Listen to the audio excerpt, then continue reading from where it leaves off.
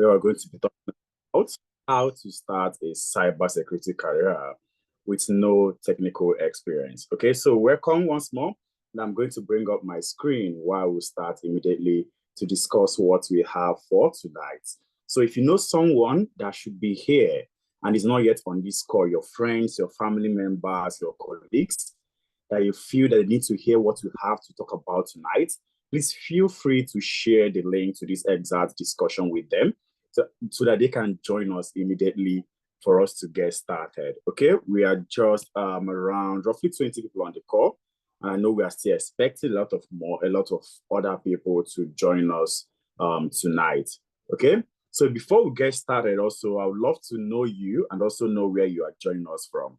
Okay, so I want to know you and also know where you are joining us from tonight. So just simply type in the chat box your name and the location of where you are joining us from so that we can get to know everyone and also understand demography that people are joining us from tonight. Okay, so let's get it started. Just type in the chat box your name and where you are joining us from for tonight. Okay, let's get it started immediately. I can't see anything in the chat box yet. Toby, please confirm that you can hear me loud and clear. Yes, I can okay, hear you. I can see Yakubu. All right, thank you, Toby. I can see Yakubu from Nigeria. I can see Tayo from Canada. I can see Samson from Nigeria. Amazing. Welcome. It's good to have you all on the call for tonight. So we're going to be discussing how to start a cybersecurity career with no technical experience. You know, most time people start up careers from different aspects. There are some people that when they want to break into an industry, they are starting from the middle. Some start from the back. But is that the right way for you to break into any technical career path? So that's what we're going to be discussing for tonight fully. Okay, so welcome Fistin from USA. Okay, Eden from USA. Welcome Bemisola from Canada. Welcome Majesty from Boston. Welcome Michael from Nigeria. Okay, so we're going to dive right into what we have.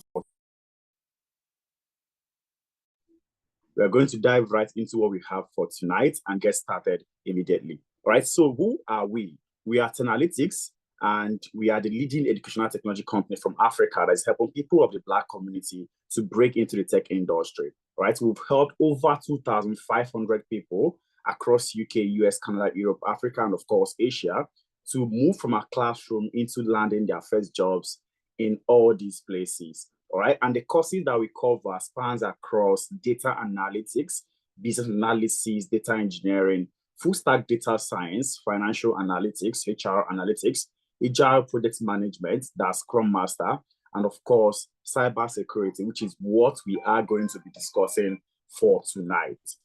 Okay, and we have amazing facilitators that come from amazing companies, global leading companies like Microsoft, Google, Deloitte, and so on and so forth, to come to classroom and teach our students using project-based model. All right, project-based model is what makes us different from everything that you can see out there. And also our students get to work in all these amazing places as well. So you can follow us across our social media platforms, Instagram, Twitter, and of course, LinkedIn, so they can keep updated with what we're talking about. You can also visit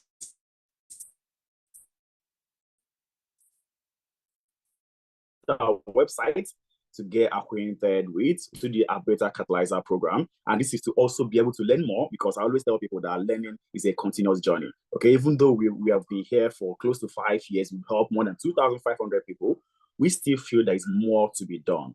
Right? And that's why we got into our Beta Catalyzer program, so that we can grow more and learn how to give more to the Black community as well. So you can click on the link here for you to get to know what it's all about and also understand where we are going as a company. And who am I that is speaking to you tonight? My name is Chukwemeka Eba, and I am the CEO of Tenalytics. I consider myself to be a technology consultant and also a governance, risk, and compliance officer. I've played in this role for close to a decade. We have helped multiple people, over 1,000 individuals with no prior technical background, to move from their current roles into the tech ecosystem and land their first job. Right? My experience spans across the banking sector, GRC, the fintech ecosystem as head of control, in the fintech also as a data analyst, and of course, a business consultant in the hospitality sector. I've worked across several sectors, the financial service industry, capital markets, hospitality, and presently I am in the educational technology sector. You can follow me across the socials, LinkedIn at Chukwemeka Ekpa, Twitter at Emeka_Heist, and of course, Instagram as Ekpa_Chuks. And with me tonight, I have an amazing individual that's also going to be speaking to us from the core cybersecurity perspective. All right. I have an amazing person in the person of Oluwatobi. Okay, Toby is a senior data associate in analytics, and she worked in several sectors within the cybersecurity space. She's an information security analyst with years of experience in vulnerability assessment, threat detection, pen testing, cloud security, and of course, security incident management. And here she helped close to 100 individuals, if not more, to move from no pure technical background into landing roles in cybersecurity space. She's had experience with Hacktify, Mastercard, and of course, AIG Shield, a different cybersecurity capacities. And she holds several certifications with respect to cybersecurity, Cisco CCNA, ISO 27001, and of course, several other certifications. So Toby is going to speak to us tonight from the perspective that we need to know, and also from the practical aspect, which is the best way for you to learn to transition into the cyber security space. So what are we going to be doing tonight? What are we going to be doing tonight? So first, we'll have a general understanding of cybersecurity. We'll have a general understanding of cybersecurity, and then understand how we can also learn easily utilizing the practical aspects of cybersecurity. I always tell people that most times when you hear someone saying, I want to transition to cybersecurity, and first thing you hear them say is, which certification do I need for me to get into this career path? I always laugh when that's the first thing that comes to anyone's mind. Okay, so when you are trying to transition into the tech industry, certification is not the first thing for you to consider. Right? Simply put, it's just like you putting the cart before the horse. Right? And you agree with me that if you put the cart before the horse is not going to move. But if your horse is in front and your cart is behind it, there is definitely going to be movement. So I always advise people the best way to break into the technical career path like cybersecurity is to have a skill and competence-based understanding with respect to what you are getting into. And that's what we are going to be having tonight. A practical aspect of cybersecurity to also show you that it is not something that is too cumbersome, it's not too heavy for you not to be able to break into it. And of course, we also talk to you about the different pathways and how you can be able to become a cybersecurity professional, right? So we'll talk about the pathways to becoming a cybersecurity professional. And of course, also talk to you about the Analytics Growth Internship Program, and then our special discounts offer for you. So please make sure that you listen attentively to what we are going to be doing tonight, okay? But before I jump right into the full discussion, I want to know if today is the first time that you are joining any of our discussions, right? So if today is the first time you are joining any of our discussions, please feel free to type in a 1 in the chat box so that we know that today is the first time that you are joining us and know how we can be able to also craft our discussion for tonight, okay? So if today is the first time you're joining, just type in a 1. But if you've been here before a couple of times, type in any number as you deem fit. Okay, so this is to enable me to understand people that we have here tonight. Okay, I can see a couple of 1. I can see a couple of 1. Amazing. It means that we have a lot of new people on the call tonight. Michael, 1. Okay, I think everything is 1, 1, 1, 1. Okay. Obviously, I filled the form the last training. I did not get the resource. I also could not get it from the WhatsApp chat at the time and it disappeared before I could get the video. Obviously, I don't think any of our platforms has a disappearance message. All right. So you may want to also look from your own settings to be sure that it is not from your own side. All right. So after this call, I'm going to follow up to be sure that you get the recording of that exact session. Also try to check your spam and your junk folder for you to know whether those emails entered that exact place. Okay, check your spam, check your junk to know whether the email entered that exact place. Okay, so I'm going to jump right into what we have tonight. I can see that a lot of people here today is their first time. Also, please, like Obi mentioned, there's an attendance form that you need to fill. Okay, there's an attendance form that you need to fill. So this is to enable us send the recording of this session to you after the call. Okay, to enable us send this exact session to you after the call, and also for us to send the slide that we're using for this discussion to you, so that even if you at any point dropped off, you can easily watch the recording and be able to understand everything that we discussed for tonight. Okay, so please ensure that you fill the attendance form so that you'll be able to get access to the recording of this class and also the slide that we are using for the discussion also. Okay, so I'm going to start with this simple game that I always try to do. Okay, these are vowel sounds. Okay, our vowels A, E, I, O, U that we all know. Okay, we have A, we have E, we have I, we have O, and we have U. Now let's replace all these vowels with 1, 2, 3, 4, 5. Okay, so just be with me because I'm trying to introduce you to cybersecurity. Okay, so let's replace it with 1, 2, 3, 4, 5. And then first, let's also learn that we're going to pronounce each word with an R sound. Okay, we're going to pronounce each consonant rather with an R sound, which means if you mention something like B, it's going to be ba. If you mention something like D, it's going to be ba. Okay, so that we can easily be able to understand. Then next one also is, let's now look at the game. So if game is Gawon Matsu, remember we replaced all vowels with 1, 2, 3, 4, 5. If game is Gawon Matsu, what is Fawon Matsu? Let me see people that played this game growing up without even knowing what we were playing as at then. Okay, so let me see your responses. If game is Gawon if game is Gawon Matsu, what is Fawon Matsu? Can see Linda. Linda have already responded. I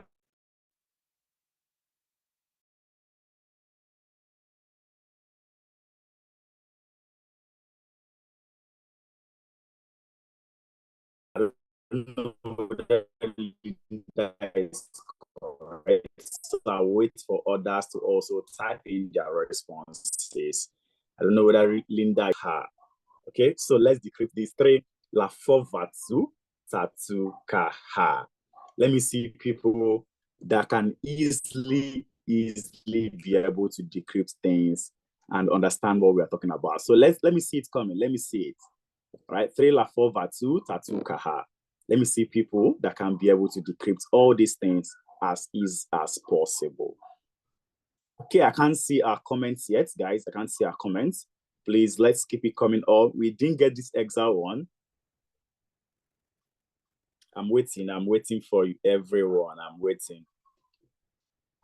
3, La Fovatsu, Tatu, Kaha. Let me see people that can easily answer this exact one. Can't see any response. Toby, please confirm that you can still hear me so that I'll be sure that I'm not speaking to myself. Okay. Yes, we can hear you. I love to chat. Samson said, I love to chat. Amazing. I love to chat. Chinwe said, I love tech. I don't know which one is the correct one, so I'm going to wait to see if there are people that will support either of those answers so that we know what we are doing. So we have 2 responses right now. I love chat, and I love to chat, and I love tech. Okay, Linda also mentioned I love tech.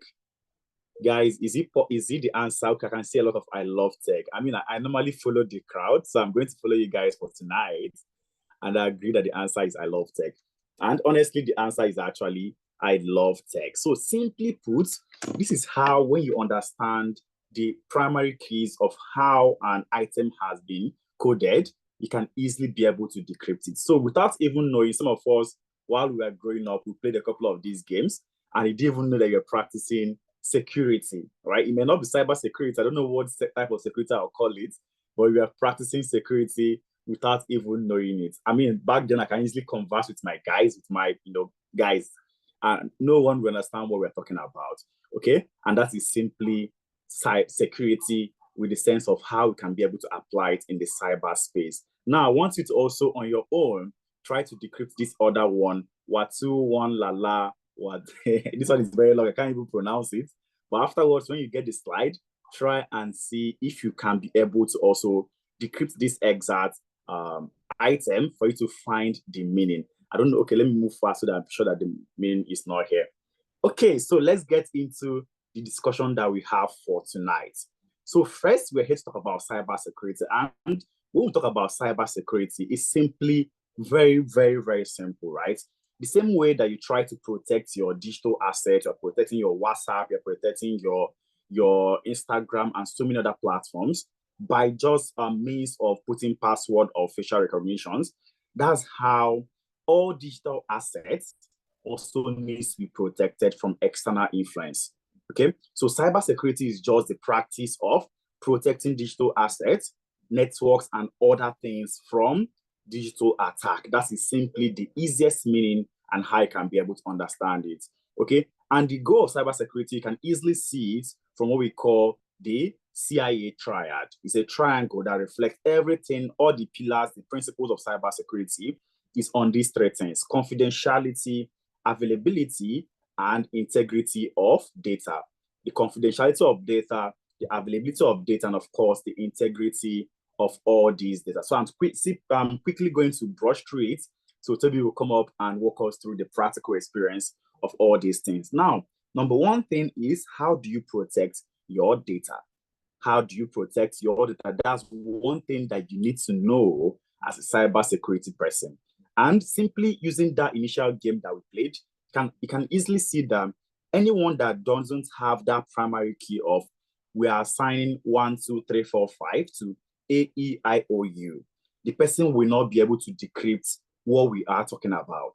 Okay, so that's simply you practicing to hash or encrypt your conversation, whether it's data at rest or the one in transit, which means whether it's stored in any of your platform or whether it's on a hard drive and is movable, it has to be confidential, that anyone that doesn't have the right to know what is on that data shouldn't be able to understand it. So that is part of what you understand with respect to confidentiality. Then, of course, integrity of data, there has to be meaning to it, that if this data is coming from me, it has to read that it's coming from me 100%.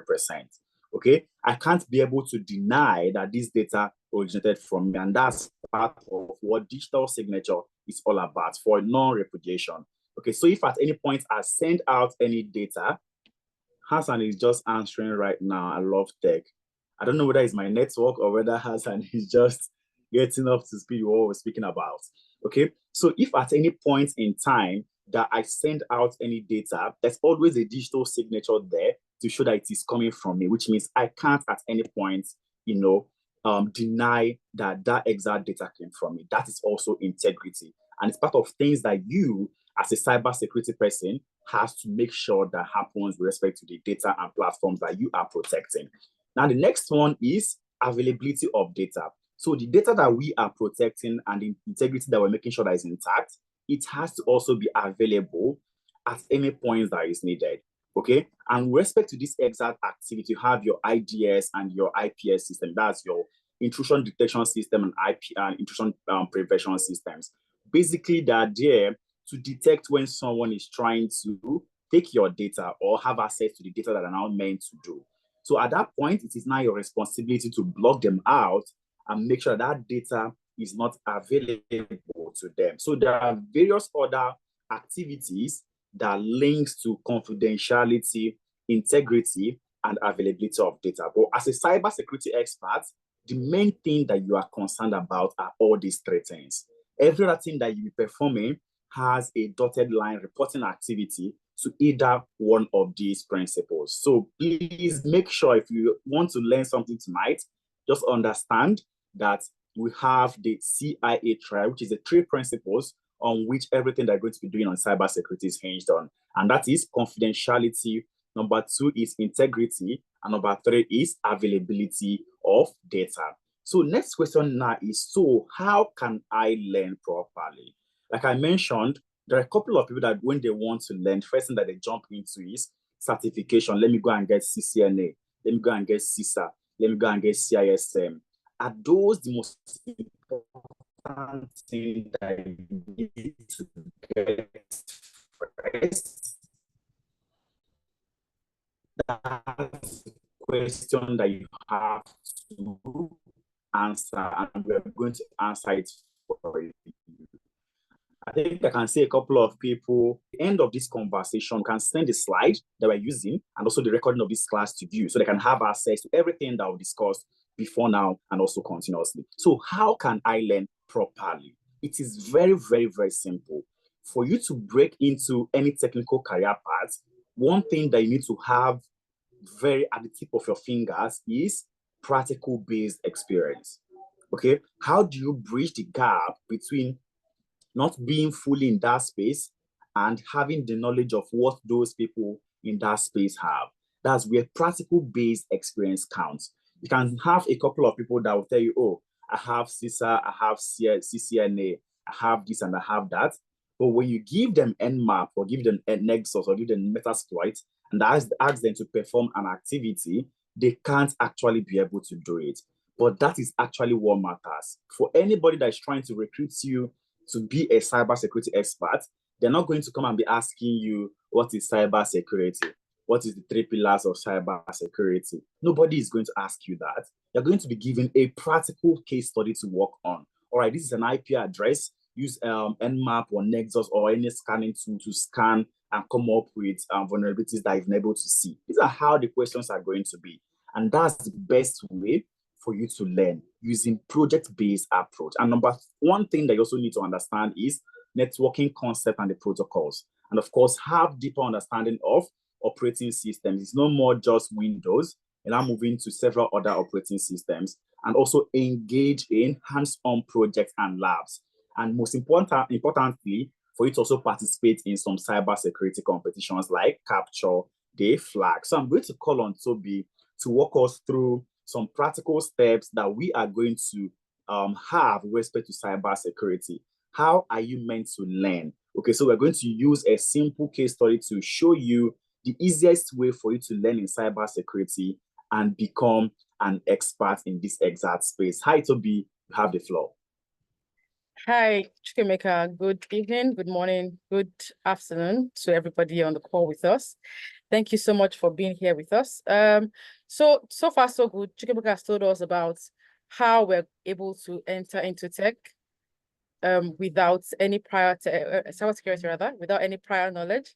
Now I'm going to be showing us how we teach in analytics, because Chukemeka said it many times, but we say seeing is believing, right?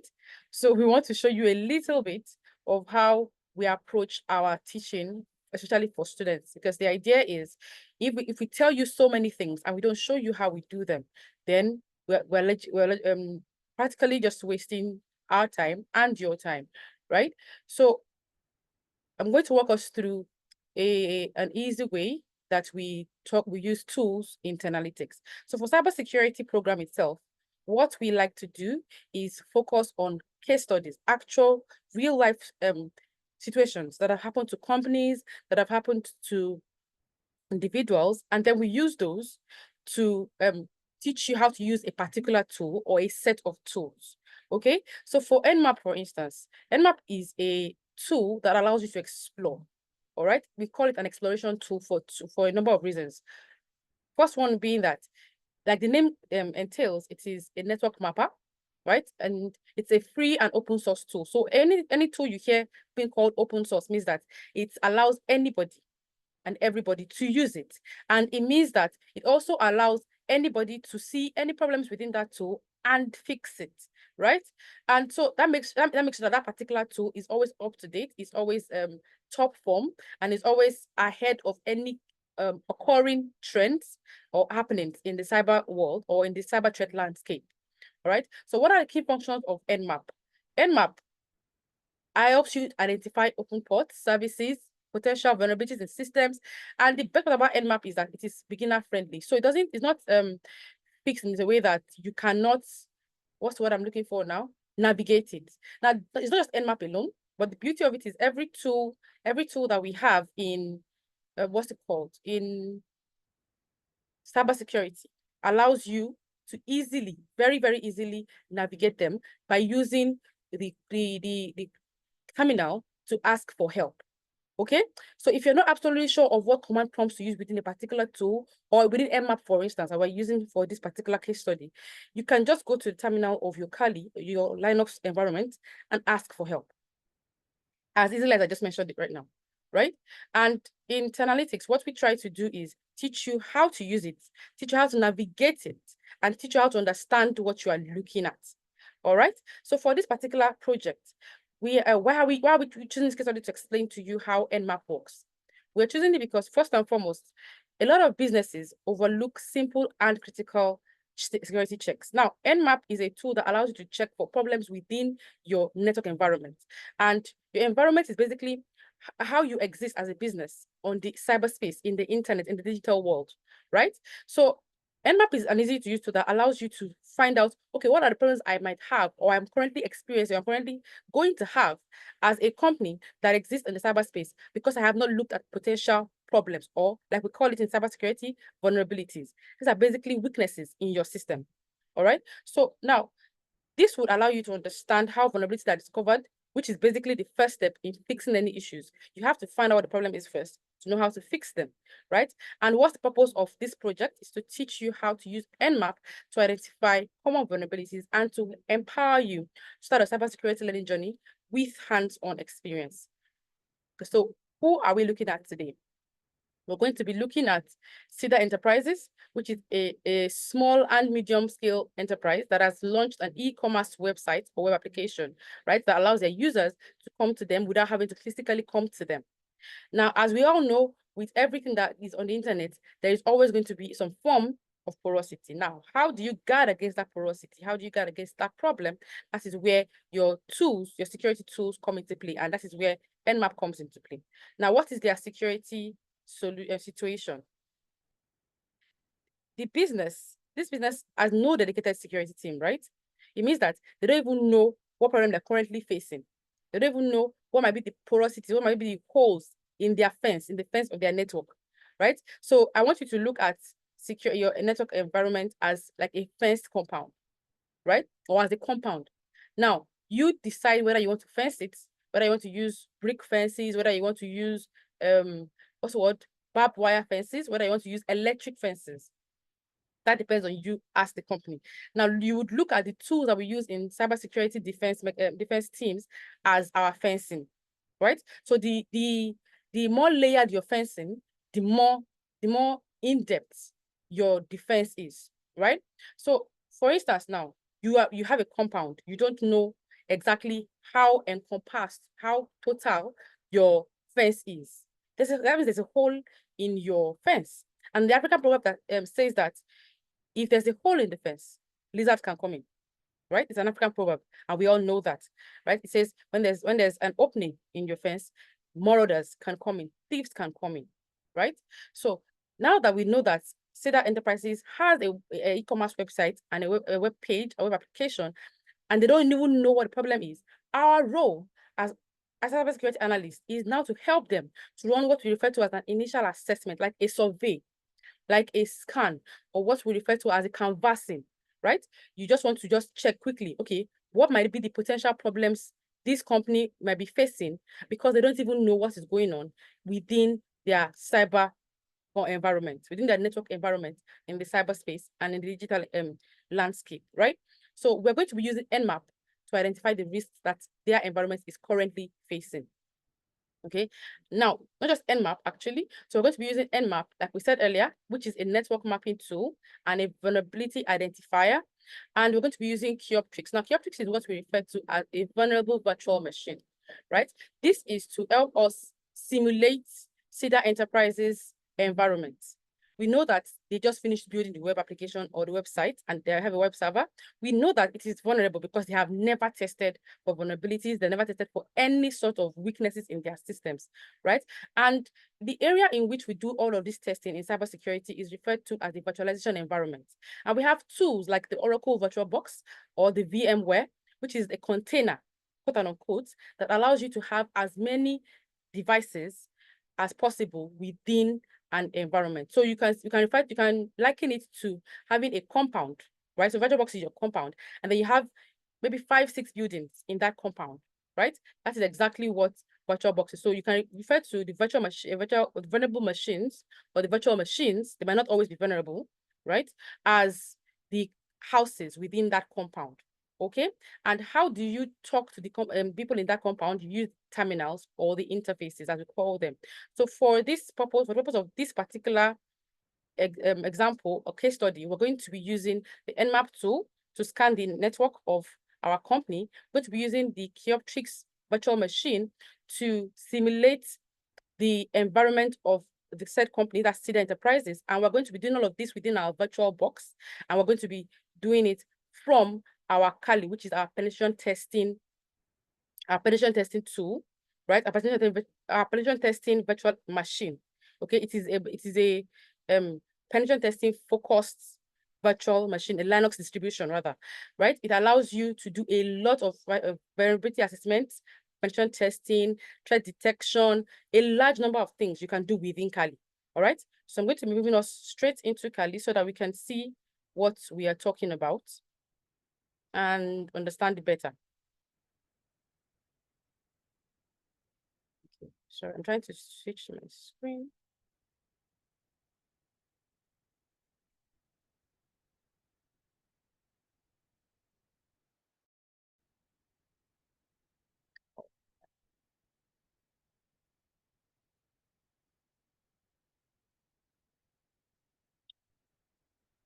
So I want to show us real quick what a virtual box looks like. All right. So this is what I'm using right now is referred to as the Oracle Virtual Machine Virtual Box Manager. So like I said earlier, it's a container, it's like a compound. If you look through my virtual machine, a virtual box rather, you will see that I have different houses in my compound, right? There are different houses within my compound that I can use to do different types of tests, different types of assessments, different types of exercises. And these are the things that we teach you to use in Analytics, in our program of cybersecurity Analytics, right? And then we're going to go straight into my Kali so that I can show you exactly how it works. If you look at my virtual machine, my virtual box rather, you will see that my Kyoptrix is up and running. That's basically my environment. Now I cannot attack from my environment. I have to attack, or I have to check rather from my attack box, which is my Kali in this case. All right. So the first thing I need to do before I go ahead and start is to check that my Kyoptrix, which is the environment that I'm going to be working from, the environment I'm referring to as my main environment, is up, running, and available to use. All right. So the first thing I want to do is to check for the IP address of my target machine. Bear in mind that my target machine refers to as the web application, the website of Cedar Enterprises, right? So I have to come into their own space first and foremost and check, okay, what is their IP address? Now, bear in mind that I said it's also a vulnerable space, which means that I cannot use the regular commands to check what is your address, right? The IP address is basically a way of saying, oh, where exactly are you on the cyber web space, or where exactly do you reside in the digital landscape, right? It's like a location. We call it a geolocation, right? So what I can also do, because I know it's a vulnerable machine, I would ping a regular IP and it would call forth its own IP address. So if you notice, when I pinged this particular IP, that's 8.8.8, it basically said, oh, it is pinging 8.8.8 from 192.168.13.94. Basically means that I am trying to ask questions from of 8.8.8 from my location. And by telling me where my location is, I now know, okay, this is who I'm going to be talking to from my own machine as their cybersecurity analyst, who's trying to assess their environment. Bear in mind that you're not their environment. You, as the cybersecurity analyst, you are using your machine to assess their environment. It's like saying, oh, I'd like you to use your machine to help us assess google.com.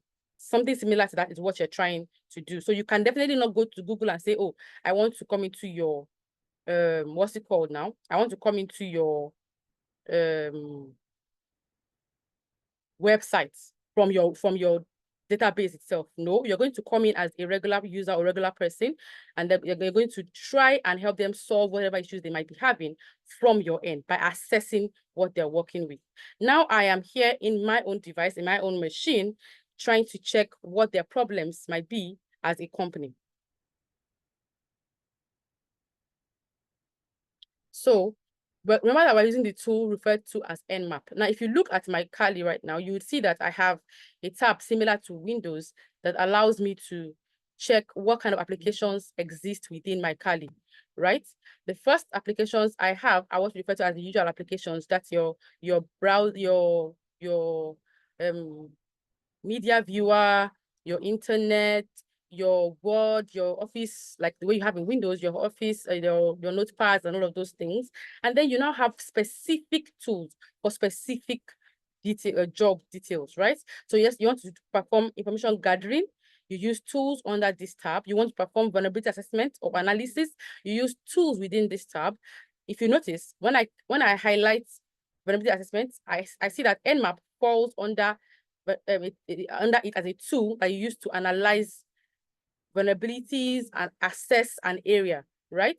Now, if you now go further and you use your mouse to over different numbers and different headings in this particular drop down, you realize that even though you have a tab where you have all tools, you still have it's set in such a way that it has segmented all of the tools you need to use for different types of exercises, different types of tasks, in such a way that you don't have to go looking, right? That's modified it for you so that you can just stay where you are, highlight what you want to do. Oh, I want to do a database assessment. So I go to number 4.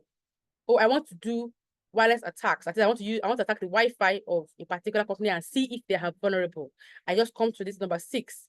Or it says, oh, maybe you want to do reverse engineering, right? You come to number 7. So it has made it easy for you to be able to access tools in a very simple and straightforward manner. Now, bear in mind that we're going to be using Nmap. And the beauty of Kali is that you can either come to your GUI here and call up your tool, or you can come to your terminal and call up your tool. Now, in our case, we're going to be using our terminal to call up our tool. Remember that we already have our, what's it referred to now, as our location of where the website and the web application is, right? If you remember, it was 192.168.13.94, right? Now, before we start, we need to understand the capacity of what Nmap can do as a tool, okay? And how do we do that? Can anybody remind me how we find out how good Nmap is? Can anybody remember? I mentioned it earlier. Who remembers what I said about what Nmap can do? So every tool that we teach in analytics is actually a trending and major tool in the industry. So we don't just pick random tools and say, let us teach you a particular tool. Joseph, we pick tools that are actually relevant to your skill set and your knowledge and the ability to be able to function properly as a cybersecurity professional. All right. So if we're teaching you a tool, please understand that if you Google it right now and you say, oh, what are the most relevant tools in this particular field? It automatically tell you that these tools and these tools and these tools. And if you check our list of tools that we're teaching you, every tool that we list is going to be on the list of important tools or major tools in the industry. Thank you for that question, Joseph. Thank you so much, Tony. Thank you so much, Linda. Yes. So let's go back to our Kali and check ask for help. Okay, so we want to understand what Nmap as a tool can do. So for every tool you type up in Kali, you can simply ask for help. Okay, so you type help and it brings you a series of things that you can do with that tool. Okay, so if we scroll up, you see that it tells you, okay, this is Nmap, this is where it is domiciled, right? So if you type https://nmap.org, it will automatically take you to Nmap's website and tell you different things about the tool outside of your attack box, outside of your machine, that is Kali machine, right? If you go on your regular browser right now and you type scanme.nmap.org, it will bring up a lot of details about the tool itself, right? So it makes you understand that even though you're using them within a safe space, which is the Kali space. You can actually use them outside of Kali. It's just that it's going to be a little less easy to use than it is to use within the space it was created to be used within. All right. Now let's move on real quick and assess what Nmap is said to be able to do. Okay. So first and foremost, Nmap can help you with target specification. Remember that we went to go and look for the IP address on the machine itself. So Nmap can actually help you find the IP address. But that's not what we're doing today. But what we're doing today is we're trying to figure out, okay, we need to be able to help them assess. So if we spend time looking for their specifications, they were no longer helping them assess, because we'll spend a longer time in the actual looking for, as we're going in blind, than in the actual job they employed us for. So as a contractor for the company, or as a contractor for the company, they will definitely allow you access or tell you exactly where they are, right? That is by giving you the IP address. Right? So for this particular practice or exercise, we do not need to do target specification. Now, another thing we also find out that Nmap can do is what we refer to as host discovery. It basically means that it can tell you, okay, this particular target is available, it's not available, they're reachable, they're not reachable, they exist, they do not exist in the scheme of things, or their network has been cut off, right? So this is what Nmap can also help you do. And then another thing you can do is what we refer to as the TCP scene scan. So it's basically what we refer to, TCP scene scan is basically what we refer to as the three-way handshake. Okay, so in cybersecurity, in networking, like Chukwemeka told you about earlier, learning networking protocols and concepts before you start cybersecurity is part of what we teach in analytics. And the reason is that it is the bedrock of cybersecurity. You cannot secure what you don't understand.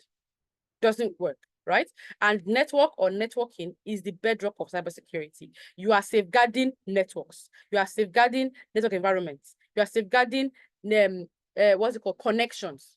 And what do we call connections in real time? The internet, interconnection of networks, right?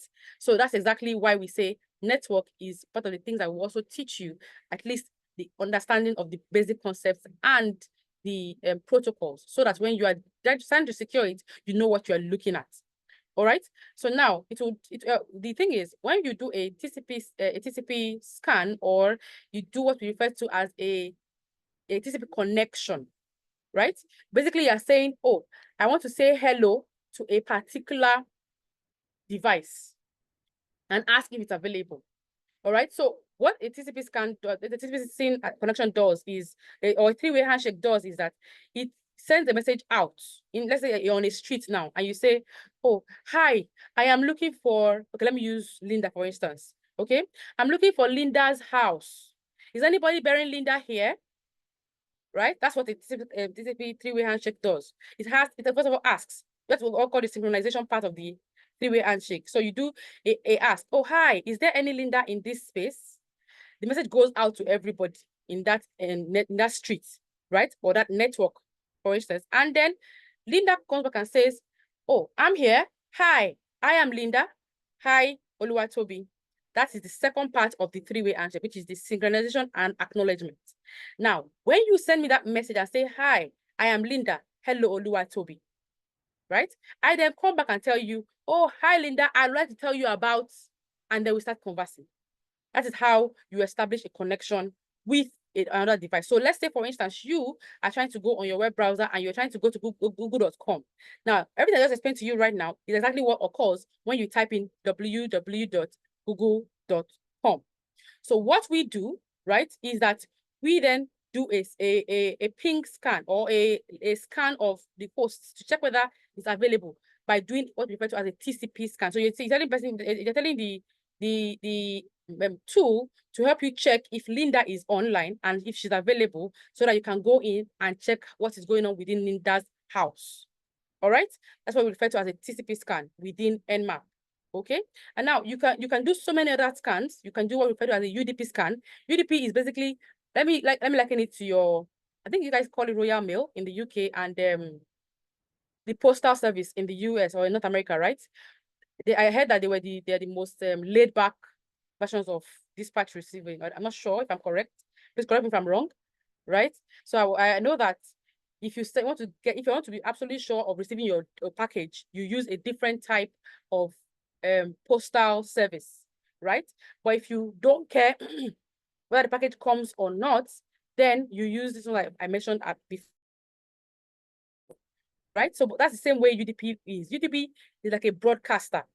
So it doesn't care whether you receive message or not. Its only is just to check whether you are available and it sends message. So whether you say hello back or not, it doesn't really care, right? So this is just basically a way to be sure that the target you are aiming for is actually there and receives the message. That's what we refer to as these scan techniques, okay?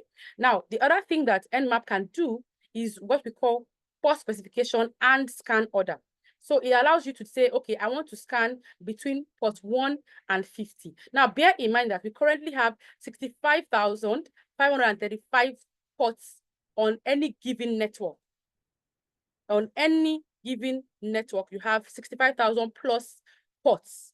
So ports are entry points into a network. Ports are places through which you send information, you receive information, you perform tasks within a particular network, right? So if you now say you want to scan a port, you can scan all 65,000 plus ports. Either you have the time, or you have used a means we call time specification, or you are looking for something in particular, and you can then say, okay, do it this particular way and scan all of the ports. Or I want you to scan only a port that deals with file transfer, or I need you to scan only a port that deals with internet transfer, that is HTTPS, or I want you to scan only a port that deals with what's it called, server message board, that is the SMB daemon, right? That is your simple message board that allows you to communicate within your device. So I want you to scan that particular port and see what's going on with that port. That's how you can just say, okay, let me pick a particular port number and tell you, please scan just this particular port. If you look here,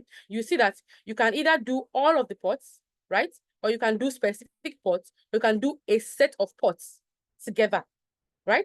Now, you can also ask it to exclude the ports. You can ask it to do it fast. You can ask it to do it with a particular range and not randomized. Now, the issue with doing any type of fast scan is that you are more likely to lose out on some details, right, when you get them back. So how do we fix this, right? We fix this by using what we refer to as a verbosity prompt or syntax. It's also within the Nmap syntaxes, right?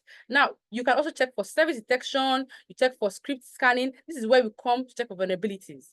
So this particular syntax allows us to check for specific vulnerabilities or for vulnerabilities in general attached to whatever ports we find open. Okay. Now it also allows you to check for what type of OS is running on that machine. What type of OS is my target, is my website using? What type of platform, programming language are they built on? All right. What type of environment were they built within? That's what this particular one allows you to do. Like I said earlier, we're scanning for all of the ports. We have what we refer to as the timing syntax, which allows you to speed it up and also still get as much information as you want, right? And then bear in mind that, like I said earlier, not every network will be porous. Not every network will be undefended, right? Nmap also allows you to scan and evade firewalls and intrusion detection systems, right? Which are referred to as IDS systems. Okay. Now it allows you to do a decoy. A decoy is where you add more than one IP address, and then when they see you scanning, what it does, it covers you. So you can send like 15, 5, 10 different IP addresses, including your IP address. So whenever they are trying to detect, okay, who is trying to scan our system, who is trying to get into our system, they do not see your own in particular. They see a series of IP addresses. Remember that your IP address is also your locator rather, right? So it means that if they see your IP and they're trying to check, okay, let's send a response back to this person or target this person back. Before they get to you, you can stop the scan and get out, because they are still checking the decoys and they've not gotten to you. So it basically covers you. I don't know if I have any Harry Potter fans in the house, but basically like that Harry Potter's cloak that hides you from Snape or the other professors when you're trying to navigate the halls, right? So that's basically what this scan allows you to do. Basically hide within other items in their space. Okay. Now, another thing that Nmap does is that it allows you to have a specified output. So if you want it in a normal format, if you want it in a format that the machine will read, which we refer to as the XML format, if you want it in a greppable format, it allows you to get these different formats and to also be able to access the report later. Okay. And then I said earlier, if you are scanning and you're trying to speed up your scan, and then you want to say, oh, I want to also get as much details as possible, you use what we refer to as the verbosity level, which is asking it to give you a more detailed information about a particular thing you are trying to achieve. Okay, now moving on real quick. Remember we said that we wanted to scan our target and see what's going on within their device. So the first thing you want to do is just do a regular scan, which is basically what we call the Nmap and IP scan. So you just put the command Nmap and you put the IP address. In this case, our IP address is 192.168.13.94. So we will wait for this scan to be performed.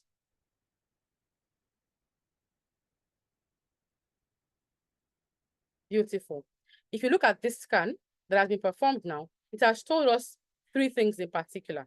It has told us that it has scanned within this particular environment, and it has seen that I refer to these openings as open gates or open gaps within their walls. It has seen that this particular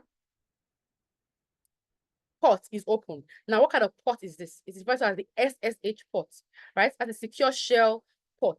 Basically, if you want to know what exactly it's talking about, you carry this information you have, you go to the internet. Now, another way you can do this is you just go back to Nmap itself, and then you do a more in-depth scan. And how do we pick what kind of scan we want to do that will be more in-depth or give us more information? Bear in mind, we're trying to first of all discover that the host was up. And if you check in our scan report here, if you look through our results here, you see that it said it started the scan, right? And then we have our reports.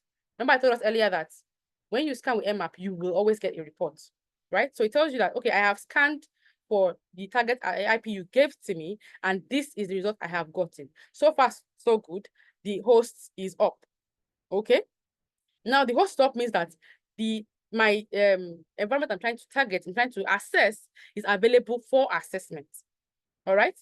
And now it says that, oh, I scanned all 65,000 plus ports, and I found out that 565 of them, I don't understand what's going on with them, right? They are not reachable, right? Which is where I can tell you here that network is unreachable on 565 ports.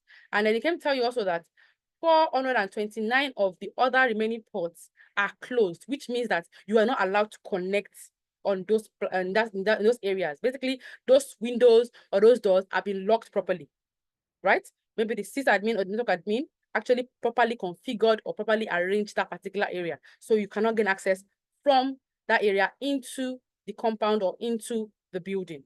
Okay. Now, okay, which ones did we now find open? It listed 1, 2, 3, 4, 5, 6. And we all know that if you have a house that is properly built, well put and everything, and you now say because the window I left open is on the 4th floor, nobody can get in. You are either not or not you're oblivious to the scheme of the current malicious actors and thieves and attackers, or you are trying to be oblivious. You're trying to bury your head in the sand. Okay. Now, if you have 6 spots open, and then you now check this one and you realize that, wait, oh, these are important spots because secure shell is how you send information across from your port into another port. It's how you get access, especially if you're a remote worker. It's how, let's say, for instance, now you live in Germany, you're working for a company in the UK. So the only way you're able to get into your company's network and perform your tasks as a staff, even though you're living in a different location, is what we call SSHing in. That is basically you are gaining access in, remote access. So this particular port allows workers to gain access into the network environment of that company or of that enterprise, right? Now it is open, which means that any Tom, Dick, and Harry can also gain access. So it's not just about if you're a staff, you can enter. No, at this point, because it's open, even me, I don't know what's going on in that company, can also gain access, right? Now, if you look further, you see that another port is also open, which is the port 80. If you go and search what port 80 is, port 80 is the insecure way of transferring data across the internet, right? So basically, it is the full name of that service is called the Hypertext Transfer Protocol. Like I like to tell people, in cybersecurity, a lot of acronyms and a lot of names of things tell you exactly what they do.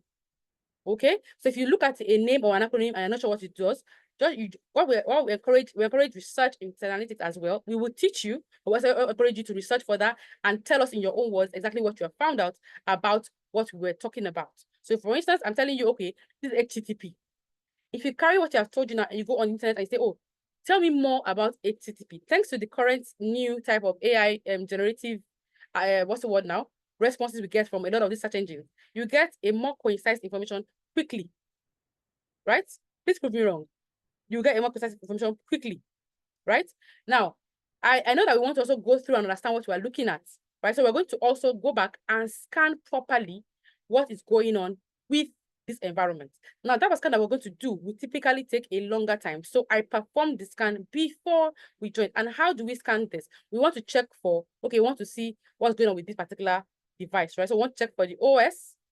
Remember earlier, I mentioned the different types of prompts we would have to use to check for these different types of services using Nmap. So we want to check for the OS, we want to check for version detection, we want to check for script scanning, and we want to check for how it came from point A to point B. And if you come under the different syntaxes in Nmap, which is the miscellaneous in this case, we'll see that there's a prompt or a syntax referred to as -A, which allows us to do all of these things that I mentioned so far with just one prompt.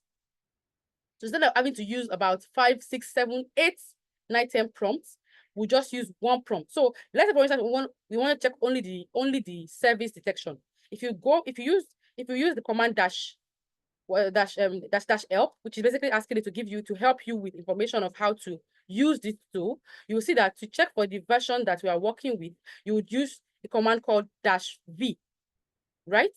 We use a command called -V to check for the version. We use the command called -O to check for what OS it's working with, and so many more other commands that we have to combine to get that information in bits and pieces. Let me show you what I mean by that. So let's say I want to scan this place for the version that this is running on. So we'll use nmap -small s capital V, and then we'll ask it to be verbose, that is -small v, and then we would include the IP address.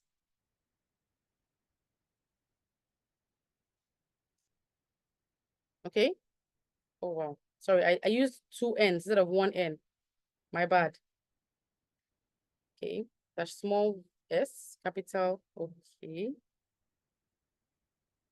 So -PN allows you to assume that the host is up. This is for when you are scanning a target and it's not giving you any responses. So the times when we would scan a target and it will tell you, oh, the host is not available, so it's not able to get any information, right? So we use the command -PN, capital P and small n, to tell our tool to assume that the host is up. Now, if you look through this, it has scanned properly and it tells us, oh, thank you. It says, note, it seems that the host is down. If it is really up, but blocking our probes, try -PN. So we'll go again and we use the command nmap, and we come back and we add the command capital P and small n.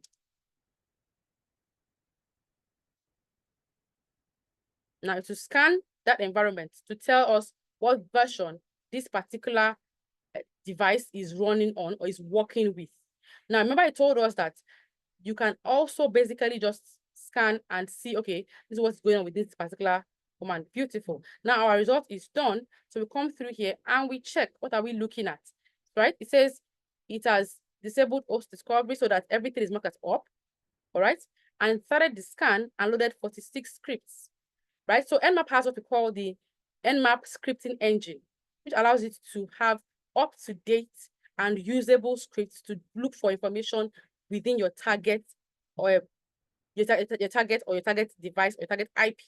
Okay, so first of all, it performed the parallel DNS resolution. It found the host. It performed the connect scan.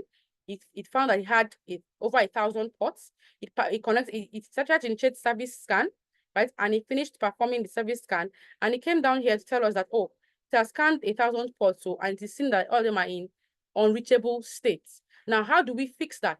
We can fix that easily by performing a wholesome scan, which I have already done here. So I used this command, which I'm going to explain real quick to us, to get detailed information about what's going on within the target IP. Okay, because we have to tell our stakeholders exactly what is going on within the network.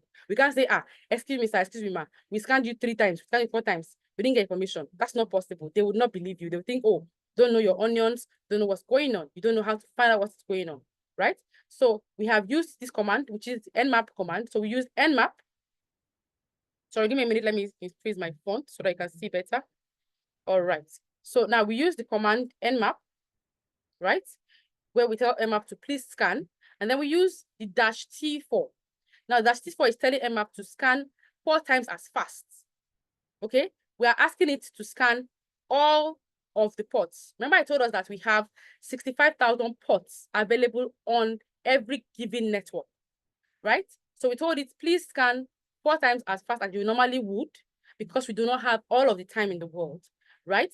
And we told it to scan all 65,000 plus ports. And then we asked it to scan all possible scans using the -A scan, which will allow you to scan for OS detection, service detection, state of the service, the port that is open, and the potential vulnerabilities or the potential issues that are going on within each port.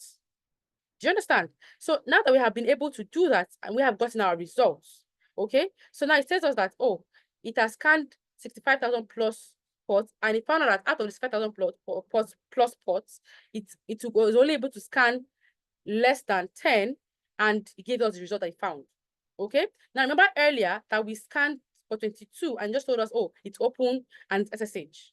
Now that we have scanned it to ask for more information, it's telling us that, oh, it is open, oh, it has SSH as the service, and the version is version Open SSH 2.9P2 protocol 1.99.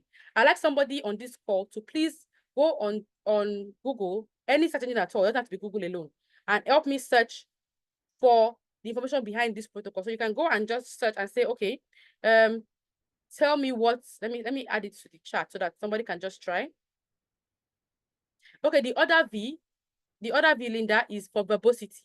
I showed us when we checked through the kind of commands we can use in nmap.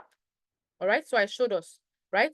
So I want somebody to just go online and check quickly what exactly the vulnerabilities are attached to this particular version of the SSH that my client or our client currently has running within their website or their web application. Right? I'd like somebody to please check and give us feedback real quick. Bear in mind that what we're doing now is referred to as information gathering and vulnerability as analysis. We're already learning. Okay?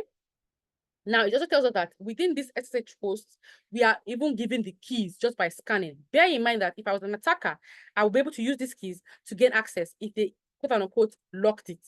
Because these particular codes are, or rather, these particular acronyms are acronyms for encryption algorithms. And if I'm already seeing the key, you have a PIN for your financial, for your credit card, for how you do your transactions on your website, for your bank, and all of that. And I am seeing the keys or your session keys or your host keys on my end as an attacker. I don't need your password anymore. Once I'm able to log in with your session ID or session host key, I'll get access to your environment, I'll get access to your information and to your finances, and I'm able to move your money, use your credit to do nefarious things that would affect your credit score and basically, quote unquote, ruin your enemies financially, right? That is just for one of the ports that we have found so far. Now let's move on to the second port and see what else we found there. Now remember I told us that the second port is a port that does transfers. So in this case, it also tells us exactly what type of machine the device I am trying to scan is, or their server is running on. So remember that they have a website, a web application that they have built. Now they are using, according to my scan, I found out that they are using the Apache HTTPD 1.3.20 Unix. So Unix is another name for Linux. Okay, so once you see Unix somewhere, basically telling you, oh, this is a Linux distribution machine. All right, and it even gave us the version, the type. So the same way we have Kali, we have Red Hat, we have Kali Purple, we have Ubuntu, we have so many. Pop, there's one that's called Pop OS. There's even there's this Hannah Montana. I kid you not. There's a Hannah Montana Linux distribution. So you have Windows OS. You have a Hannah Montana Linux OS. I kid you not right now. Okay, so it's telling us exactly what type of operating system this device, this website or web server or application is running on, basically a Red Hat version of the Linux distribution, and tell us the exact version of that particular OS. Okay, so now I'm going to copy this and post it in the group and in our chat, and ask somebody else to also help me find out what they can. You can basically just put this on your browser and then attach the word exploit or attack. And I would like somebody to tell me what they find when they have searched. I'm waiting for answers, please. I'm waiting for answers. I really want us to learn as much as possible to see how much we will also learn when we come into analytics and we actually sit down and have a lot more time and learn these tools thoroughly, right? Okay, so if you move on, you see that this particular tool is so in-depth. It tells us exactly what is going on what version, at what time. And these are the things that we teach them. We teach you, okay, this is a report you're looking at right now. Teach you how to read that report, how to use that report to give information back to your stakeholders, how to tell them exactly what is going on. And if they don't believe you, we teach you how to exploit these vulnerabilities to show them exactly how an attacker would exploit it. Bear in mind that we're teaching you to be ethical in your dealings. Okay, we're teaching you to be straight and narrow, to be morally upright in your dealings, especially in the cyberspace, because we don't want you to go to jail, right? Our purpose for bringing you into cybersecurity or for helping you achieve your goal of becoming a cybersecurity professional is to ensure that once you are done, you do everything legally and upright and morally, right? So we will teach you how to exploit in such a way that you're able to show your stakeholder, the company, that this is exactly how an attacker would get access into the environment and cause damage, right? If I'm able to access your WhatsApp, for instance, so let me show you this particular port. This particular port is what I refer to, what I like to call the messaging app, WhatsApp, Instagram DM chats, basically every form of messaging app within your phone. This particular port is it. This particular port is how every single device, I don't care whether it's a Windows device, Linux device, Mac OS, I do not care. This particular protocol is exactly how they communicate within the computer. So it's how your CPU talks to your what's the word, to your hard drive, how your hard drive talks to your how your keyboard talks to your hard drive, basically how you pass across messages within any given device. So if this particular port is open, I can do and undo as an attacker, right? So we in analytics will teach you how to show your company, or how to show the company that's employing your stakeholders in this case exactly what's going on. If they don't believe that, oh, it's a bad thing, because you told them, oh, you have so many open ports, right? You have this, you have that. And they say, it's no big deal now. We can leave it till next year. Then your job as a vulnerability assessor is to exploit it, to show them that this is what an attacker would do if they find this thing new. Please let us either update or what we call patch our software and fix any wrong or any bad configurations. That is, we fix any misconfigurations in our security posture. All right. So that's how we teach you internally. We teach you so many things, how to understand what you are looking at, how to explain it to a layman, how to explain it to a technical person, because just because you're explaining it to a stakeholder who is not technical doesn't mean that you're not explaining it to a security personnel that might help you in fixing the issues if you're not going to be fixing it for them. All right. So these are the different things that we have done to show our company, our stakeholder, that is a problem in your machine, right? It's so bad that even on the so-called secure ports, that is the HTTPS ports, if you look here, you see it's also open. And it's so bad that they don't even register their certificates. I don't know if anybody recalls what time where it was in the news that GT Bank's domain name has been stolen by somebody because they forgot to what's the word now? To pay for the next session for the next few years. It's basically what's going on with your stakeholder at this point, right? They have not repaid, they're not paid for the certificates that are giving them a right to their website or their domain name. So basically, it's no longer valid. If you look at, you see that it says certificate is no longer valid. It has been valid last since 2010, which means that if I go to whois.com where we go to buy or check for certificates of ownership of names, and I see that, oh, enterprise.com is not being paid for by the original owners, I can literally pay for it and become the new owner. And if they want it back, they have to pay me as much as I want. Whenever I call, tell you that if they need it desperately, they will have to pay me for it. Okay. Now, if you go online and you also research, you said that you realize that very recently, OpenAI just paid for and got the domain name chat.com. Okay. And they did this by convincing the current owner to part with it with both money and I think they also had to give him some shares or something. Right. So what we do with analytics is that we teach you to not only know things, but keep up to date with the current going on in your specification. Beautiful, beautiful. Thank you so much. I'm seeing that people are gotten. Oh, thank you. Thank you. Bumi, this is amazing. Thank you so much, Bumi. This is really, really nice. This is really nice. Thank you, Bumi. So I'm seeing that Bumi also went to find out for me. And we see that the version of, or the version that the HTTP, that is the port 80 is using is very old, right? And it used to be used to enable SSL or TLS, that is protocols that allows you to send information across the web, across the internet, right? So basically, you're trying to send information you're trying to fill a form on Google, you're trying to you're trying to open your bank app, you're trying to log into your bank app, right? So that's basically where you use SSL and TLS.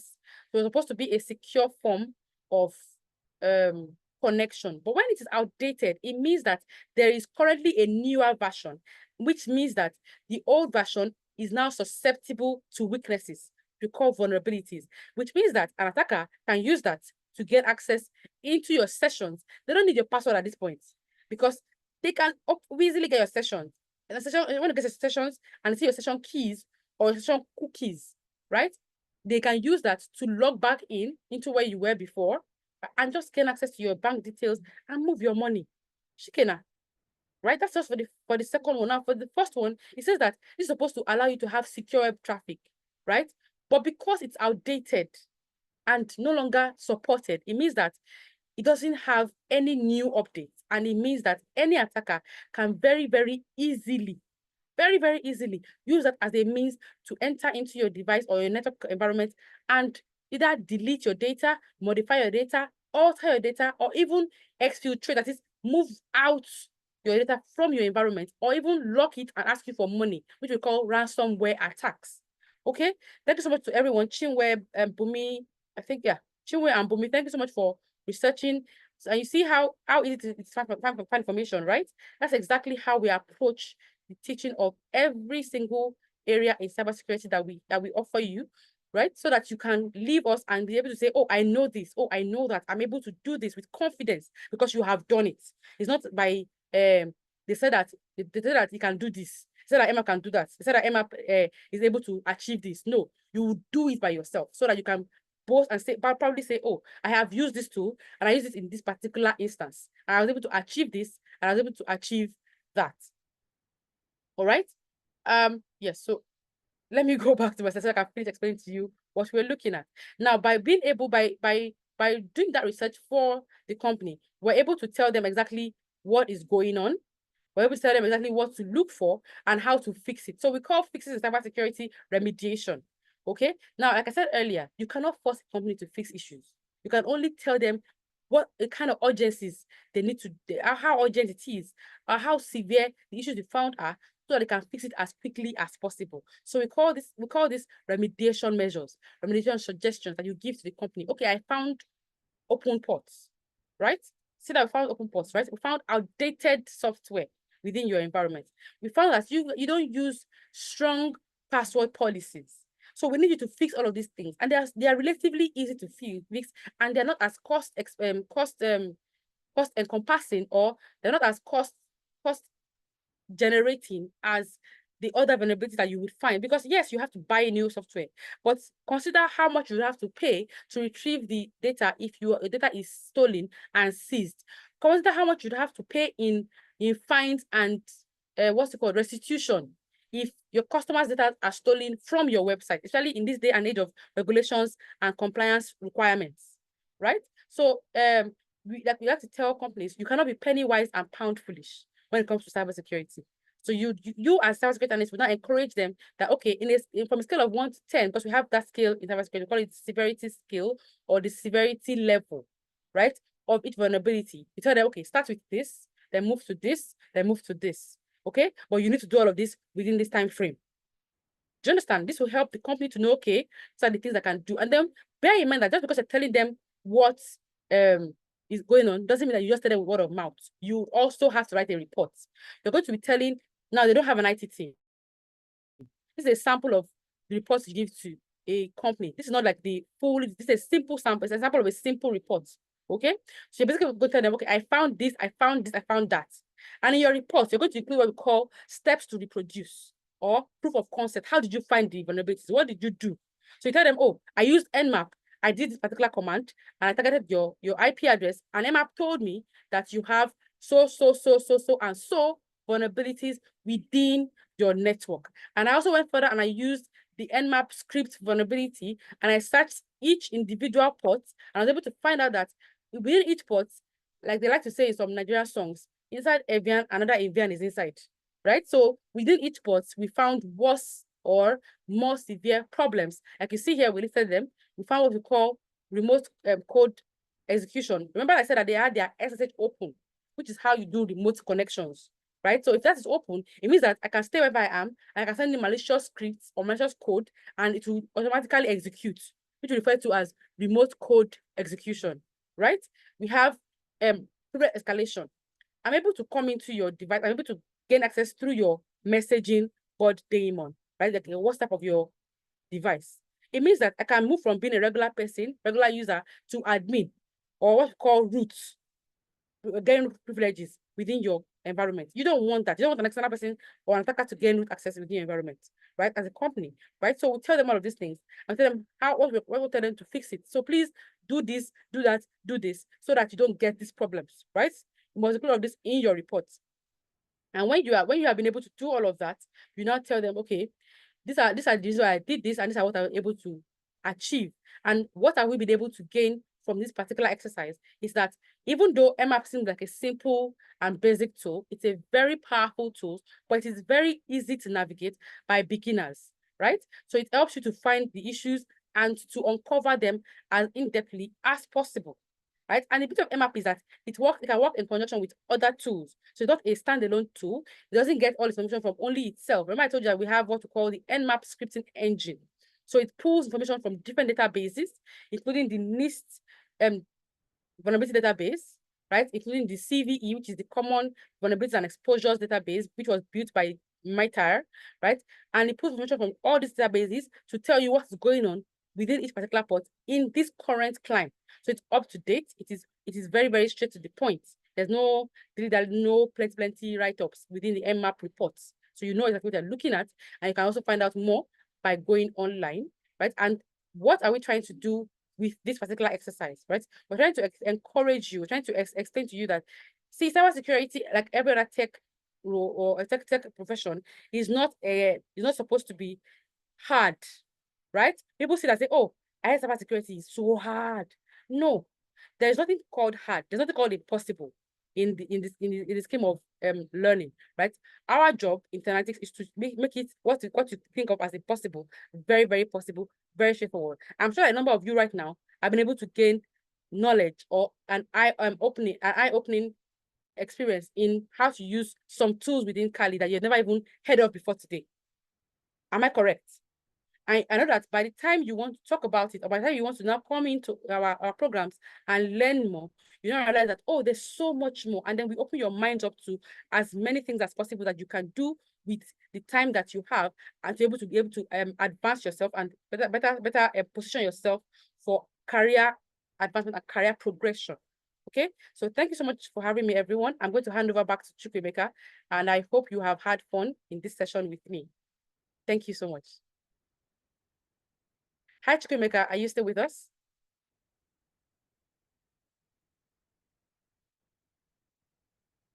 Hi, Chukwemeka, can you hear me, please?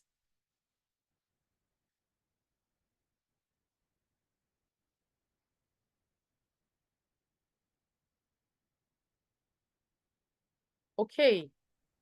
Okay, Chukwemeka is here and he's back. Yeah, hi, Toby. Welcome back, Chukwemeka. All right. Thank you so much for being here to holding the fort down to this very moment. I hope you all followed Toby when she was teaching everything within this exact class. If you learned something, if you are still with us to this very moment, please drop a comment in the chat box so that I'll be sure that people follow Toby to this very moment and that you guys didn't drop off or get lost at any point. Right, so drop anything in the chat box so that I'll be sure there are people that follow Toby till this very moment. Okay, I can see a couple of chats. I can see yeah, I can see fine. Okay, this is really an eye-opener. Thank you, Linda. I can see okay, I can see thank you, Luatobi, for a very insightful presentation. Nice. Yeah, fantastic. I'm happy that there are a couple of people that followed us till the very moment. So I'm going to come on now and walk us through how we can get started with respect to any of these programs, okay? I'll come up now and walk us through how we can get started with respect to any of these programs. So I'm going to bring up my screen right now. Just borrow me the next 30 minutes and we'll be done right here. In the next 30 minutes, we should be done and everyone can go back to their daily plans. Okay, so please tell me when you can see my screen. So like Toby rightly showed us, you can easily see that cybersecurity is not hard and it is not easy. So I always prefer to put it that way. It is not hard and it is not easy. I know Toby will tell you that it is not hard alone, but I'm going to add that it is also not easy because it requires you to also dedicate your time to it and say, this is where I want to be.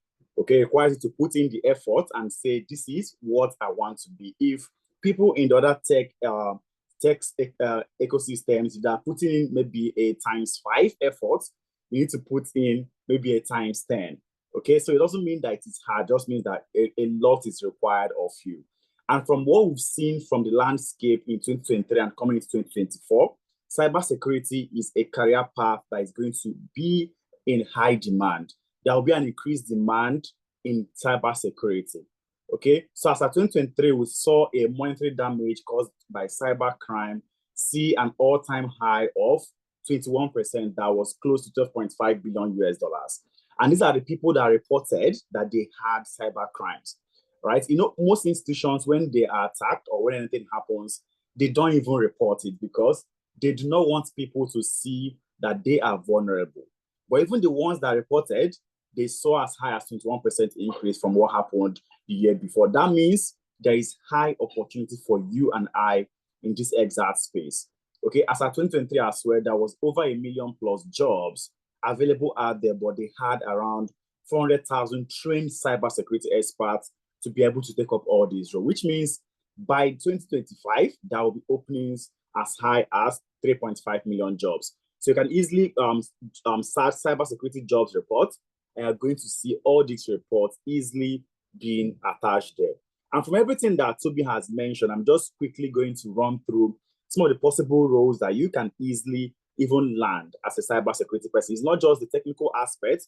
There is GRC, which is basically governance, risk, and compliance, where your responsibility is to ensure the alignment of everything that is happening with business goals, manage the risk, and make sure that the company is following the regulatory requirements for any of those platforms that they are coming up with. You also have your research analyst that the main role is to study emerging threats and be able to say, okay, this is where the new things are coming up from. The same way cybersecurity is advancing, that's the same way the evil guys are also advancing their own techniques.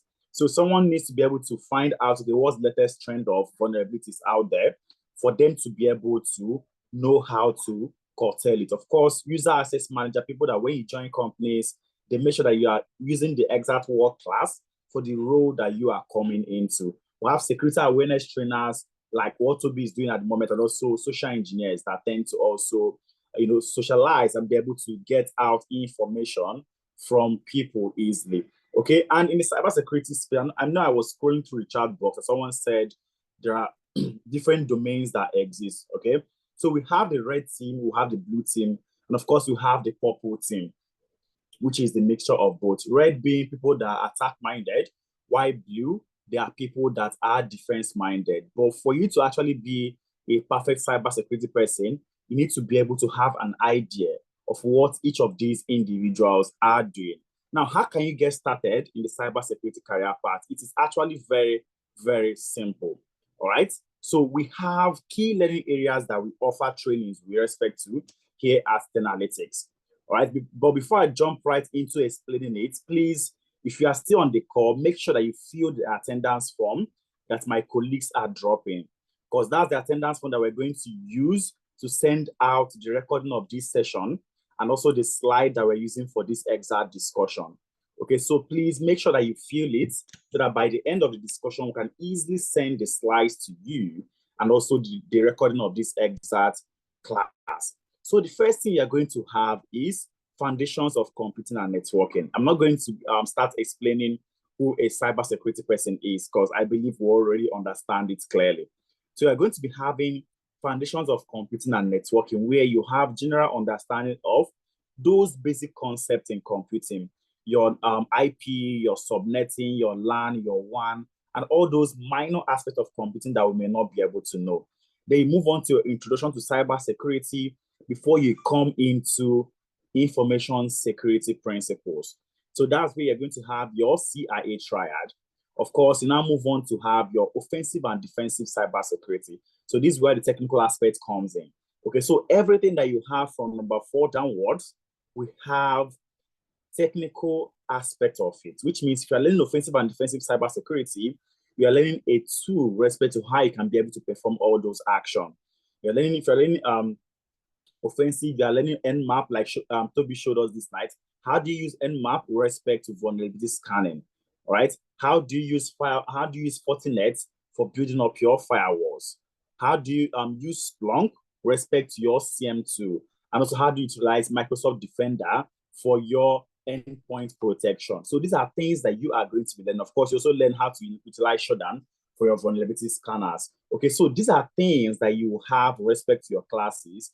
Because like I mentioned earlier, the easiest way to break into the cyberspace is to have technical experience, tool-based competence with respect to the key learning points that you have. It's not just about knowing, okay, these are the cyber threats and attack vectors I need to have. This is what network security is all about. This is what endpoint security is all about. You need to be able to know the necessary tools that you're going to use for performing all those activities. And you also need to have it at your fingertips. So you also be having understanding of course, Linux. You learn Metasploit with respect to exploitation. And of course, Bob Suite with respect to your web exploitation. Then Wireshark for your network security. So all these are what is necessary for you to be able to get into the cyberspace. Then, of course, you have understanding of incident response and forensics, and then cybersecurity policies and compliance. So everything that you are going to learn will prepare you to either work as a SOC analyst or a pen tester, and of course, a GRC professional. So these 3 main career paths are where you can easily transition into. SOC analyst, 4 rather, SOC analyst, pen tester, threat intelligence officer, and of course, GRC, governance risk, and compliance. These are the 4 main career paths that you can easily dive into after finishing your own training with us. And the learning timeline, 4 months. Okay, so the learning timeline is for 4 months, where you learn immersively in the classroom for 3 months, and then have an internship experience with us for 1 month. The class holds every Saturdays, 1 p.m. to 4 p.m. West African time, and then also on Sundays, 2 p.m. to 5 p.m. West African time. So this is how we can easily help you to be able to transition within the next 4 months. You will become a cybersecurity professional. Now, people always ask, will I be an expert within these 4 months? All right.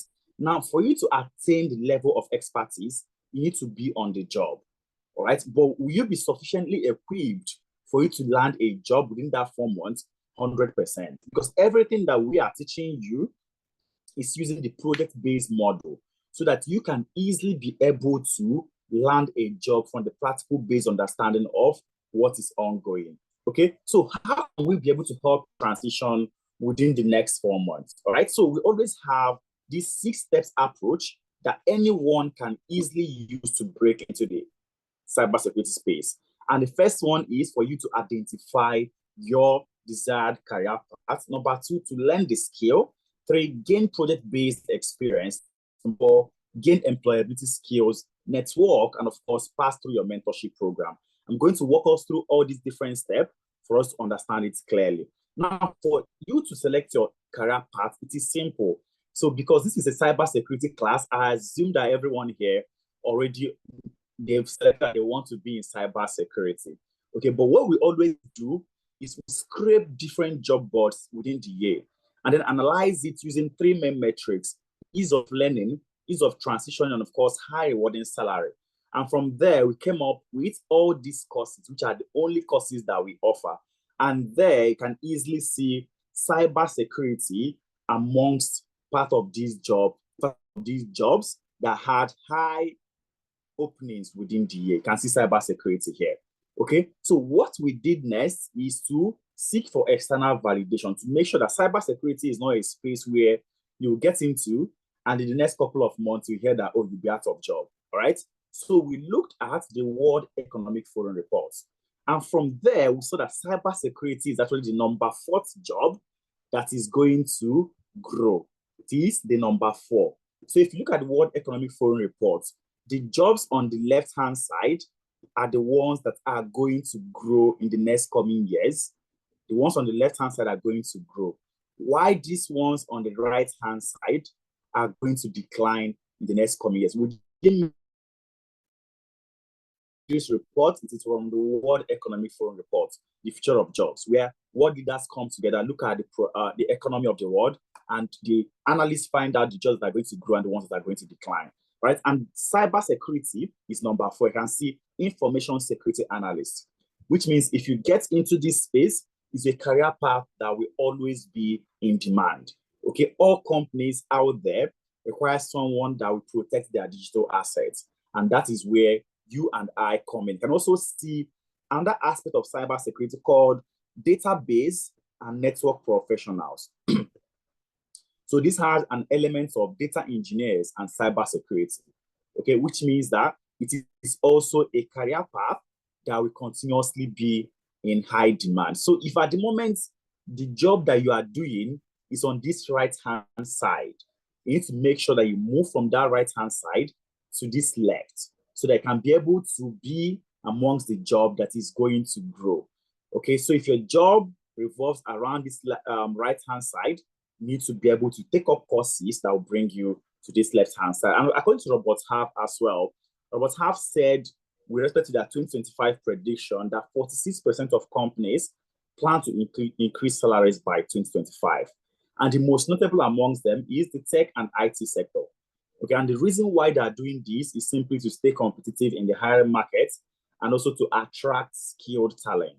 So if you want to be part of people that will experience all this increase, you need to be able to be in the tech ecosystem. You can also click on this read more when you get this slide so they can also have better understanding of what they had to do. Number 2, which is to learn the technical skill you're choosing career path, is simple. So here at Analytics, we'll have a blended learning model, right, that we teach you, and that's real life instructor-based class. And of course, you're also going to be having videos that you're meant to watch. Okay, so you have live instructor-led class where someone like Toby will be in class teaching you every Saturday, all right, teaching you every Saturday, walking you through what you need to know. Live instructor-led, and also the recording of the class is uploaded to the classroom so that even if you miss the class, you can always go back and watch the recording. So you can always have a self-paced approach as well, where you watch the recorded version of the classes. I mean, as adults, it's hard to get everyone into the classroom. That is why this is always uploaded for you, even if you miss the classes, to also be able to go through what happened. Number 2 is to gain project-based knowledge, right? So I always ask people, if you have a car and your car spoils, are you going to give it to someone that is saying, oh, I'm a graduate from Harvard University of Mechanical Engineering, Harvard University, or to someone that is a roadside mechanic saying, oh, this is my mechanic workshop. I've prepared a Toyota, I've prepared an Aston Martin, I've prepared a Benz, but I don't have a degree. Who are you going to give your car to repair for you? Is it this or that? Are you going to give it to the person with university degree from Harvard, or are you going to give it to the person with a workshop saying, this is my workshop, these are things that I've been able to repair before now? So let me hear us. Is it this or is it that? Whom are you going to give your car to repair for you? Let me see what you have to say about that. Okay, so please, quickly, let's drop our comments in the comment section. Linda said that. Bonsu said that. Joseph said that. Amazing. It simply means that we want to be on the practical based aspect of it. And that is simply what the tech ecosystem is all about. And that's what our own training is based on. People always will ask me in the end, oh, if I want to get certified ethical hacker, how do I go about it? So fully, what we handle is the technical based experience. The technical experience with respect to all those key learning points that we've talked about. How do you go about learning and being practical? We are not all about the certification, okay? In the end of the program, we're going to give you a certificate to certify that you've completed this. But the most important thing that you should be taking out of it is the project-based learning. That by the time you are done, you've touched base with almost all the tools that you need with respect to landing a job. Yakubu said, Omo roadside. Fantastic. I'm glad that we are all in agreement with this exact one. So next one is to gain employability skill. Now, one thing I've noticed in the tech ecosystem is that when it comes to being technical, we are highly technical guys and girls, right? But can you be able to put everything in your head to a piece of paper, right? Can you put it on a piece of paper and let people know you, okay? And let people know you. Number one is CV review sessions. How do you put everything that you already know into a paper that is going to get to all those companies before you can even come there? So we walk our students through how to match their CVs to jobs that they want to go for. Now, the difference is this: we don't do CV for people, right? We teach you how to match your CV to all those jobs, because this is actually a challenge that we always have. Oh, help me do my CV. Oh, do my CV, do my CV. No, we teach you how to match your CV to those jobs, because what we realize is that if we do a CV for you and give you, we are going to run with that just one CV to apply to all the jobs that you see out there. And that is one fatal error that everyone makes. There is need for you to tailor your CV down to the job that you are going for, okay? And that's by matching it to the job description. That's what is going to help you scale that initial applicant tracking system. Next one is LinkedIn optimization. How do you optimize your LinkedIn that recruiters will be able to see you out there? When you learn, we are learning about CIA triad, they're constantly posting about it, talking about it. When you start learning Nmap, you're posting things that you're learning. When you start learning Metasploit, you're posting about it. So at any point a recruiter search Nmap on LinkedIn, your profile is going to come up. And from there, they can easily be able to personally handhunt you. Then we also have sessions around how do you navigate the job market. Okay, we bring in expert recruiters back to the classroom to walk you through how you can be able to navigate the job market. And of course, interview prep sessions where when you land an interview invite, we are available to prepare you for that interview. We also have simulated interview sessions where we personally interview our students to prepare them for all those interviews that they will go for. Okay, and then also when you need references and recommendation letters, we are available to provide all those things for you because we worked on a live project. You can always speak from a place of experience. While I was consulting with analytics, I worked on this project where I had to utilize Nmap with respect to scanning an IP. And they can speak from that place of experience. We also help with on-the-job support that when you land a job and you're still struggling, we are here to assist you. And of course, weekly mentorship session that we'll always carry out, and Upwork optimization session. So these are things that we also give you in conjunction with the technical skills, okay? Because for you to be able to land a job, two things are involved: the technical skill aspect and the employability skills. These are things that's going to help you land a job. And also, networking is very, very important. If you can see my screen, this exact guy got a job and he said, I just want to say a very big thank you for providing me with a reference. And then he went on to say, I am still getting offers, but I don't know who I can recommend. If you have anyone with solid experience that can recommend in case another comes up within Scotland area, please send them across my way. So these are the importance of communities, the importance of networking. So we sent two guys across this Stevens Way and they were able to land this exact job, okay? They were able to land this exact job. You can see people that also been able to go this route and move from one role to the other.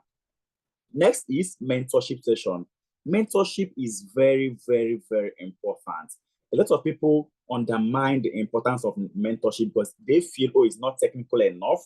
It's not what I need. You can see sessions like this where we talk about the power of focus. Because at a point within the program, you're going to lose focus. You're going to say, oh, this thing is too tiring. It is too boring. I'm already tired. Okay? These are things that we do to keep you motivated. And of course, interview simulation sessions where we simulate real life interviews where our students will apply to those jobs and we interview them. And of course, we also have the body mentorship program. We bring in past students back to the classroom to walk our students through the various things that they were able to pass through to also help them. So these are all mentorship classes that we have to make sure that we help our students move from the point they're in to their next level.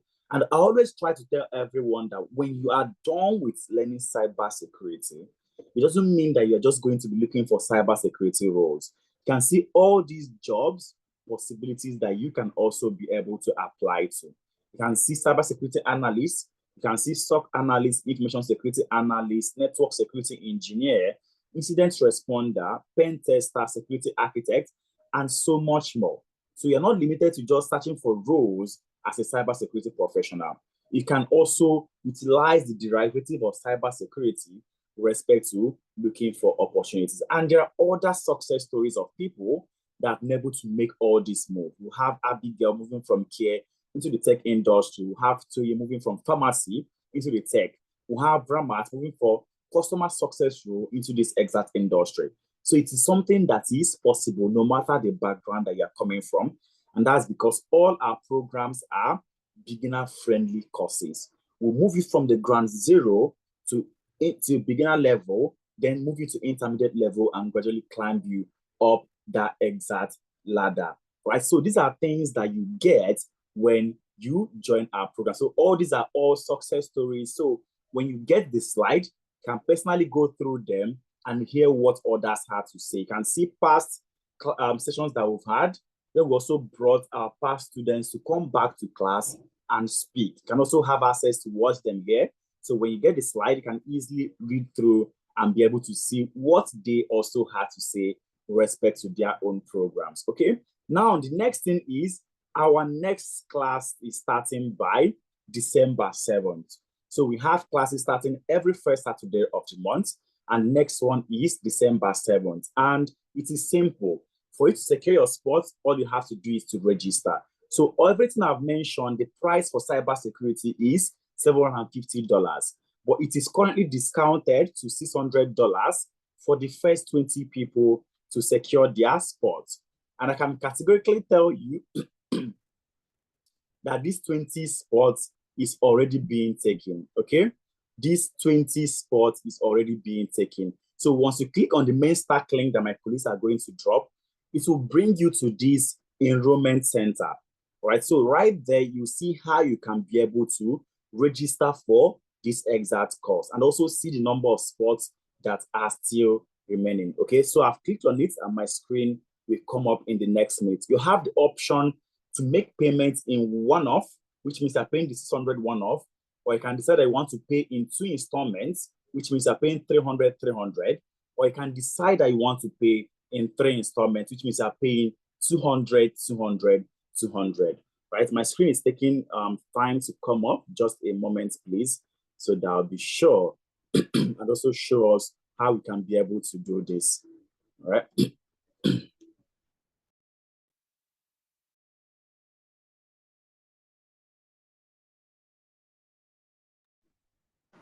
All right, my screen should be up right now. Please, Toby, please confirm that you can see my screen showing the main stack link. So are you there? Yes, I'm here. No, we're still seeing your PowerPoint. So you might have to share the tab for.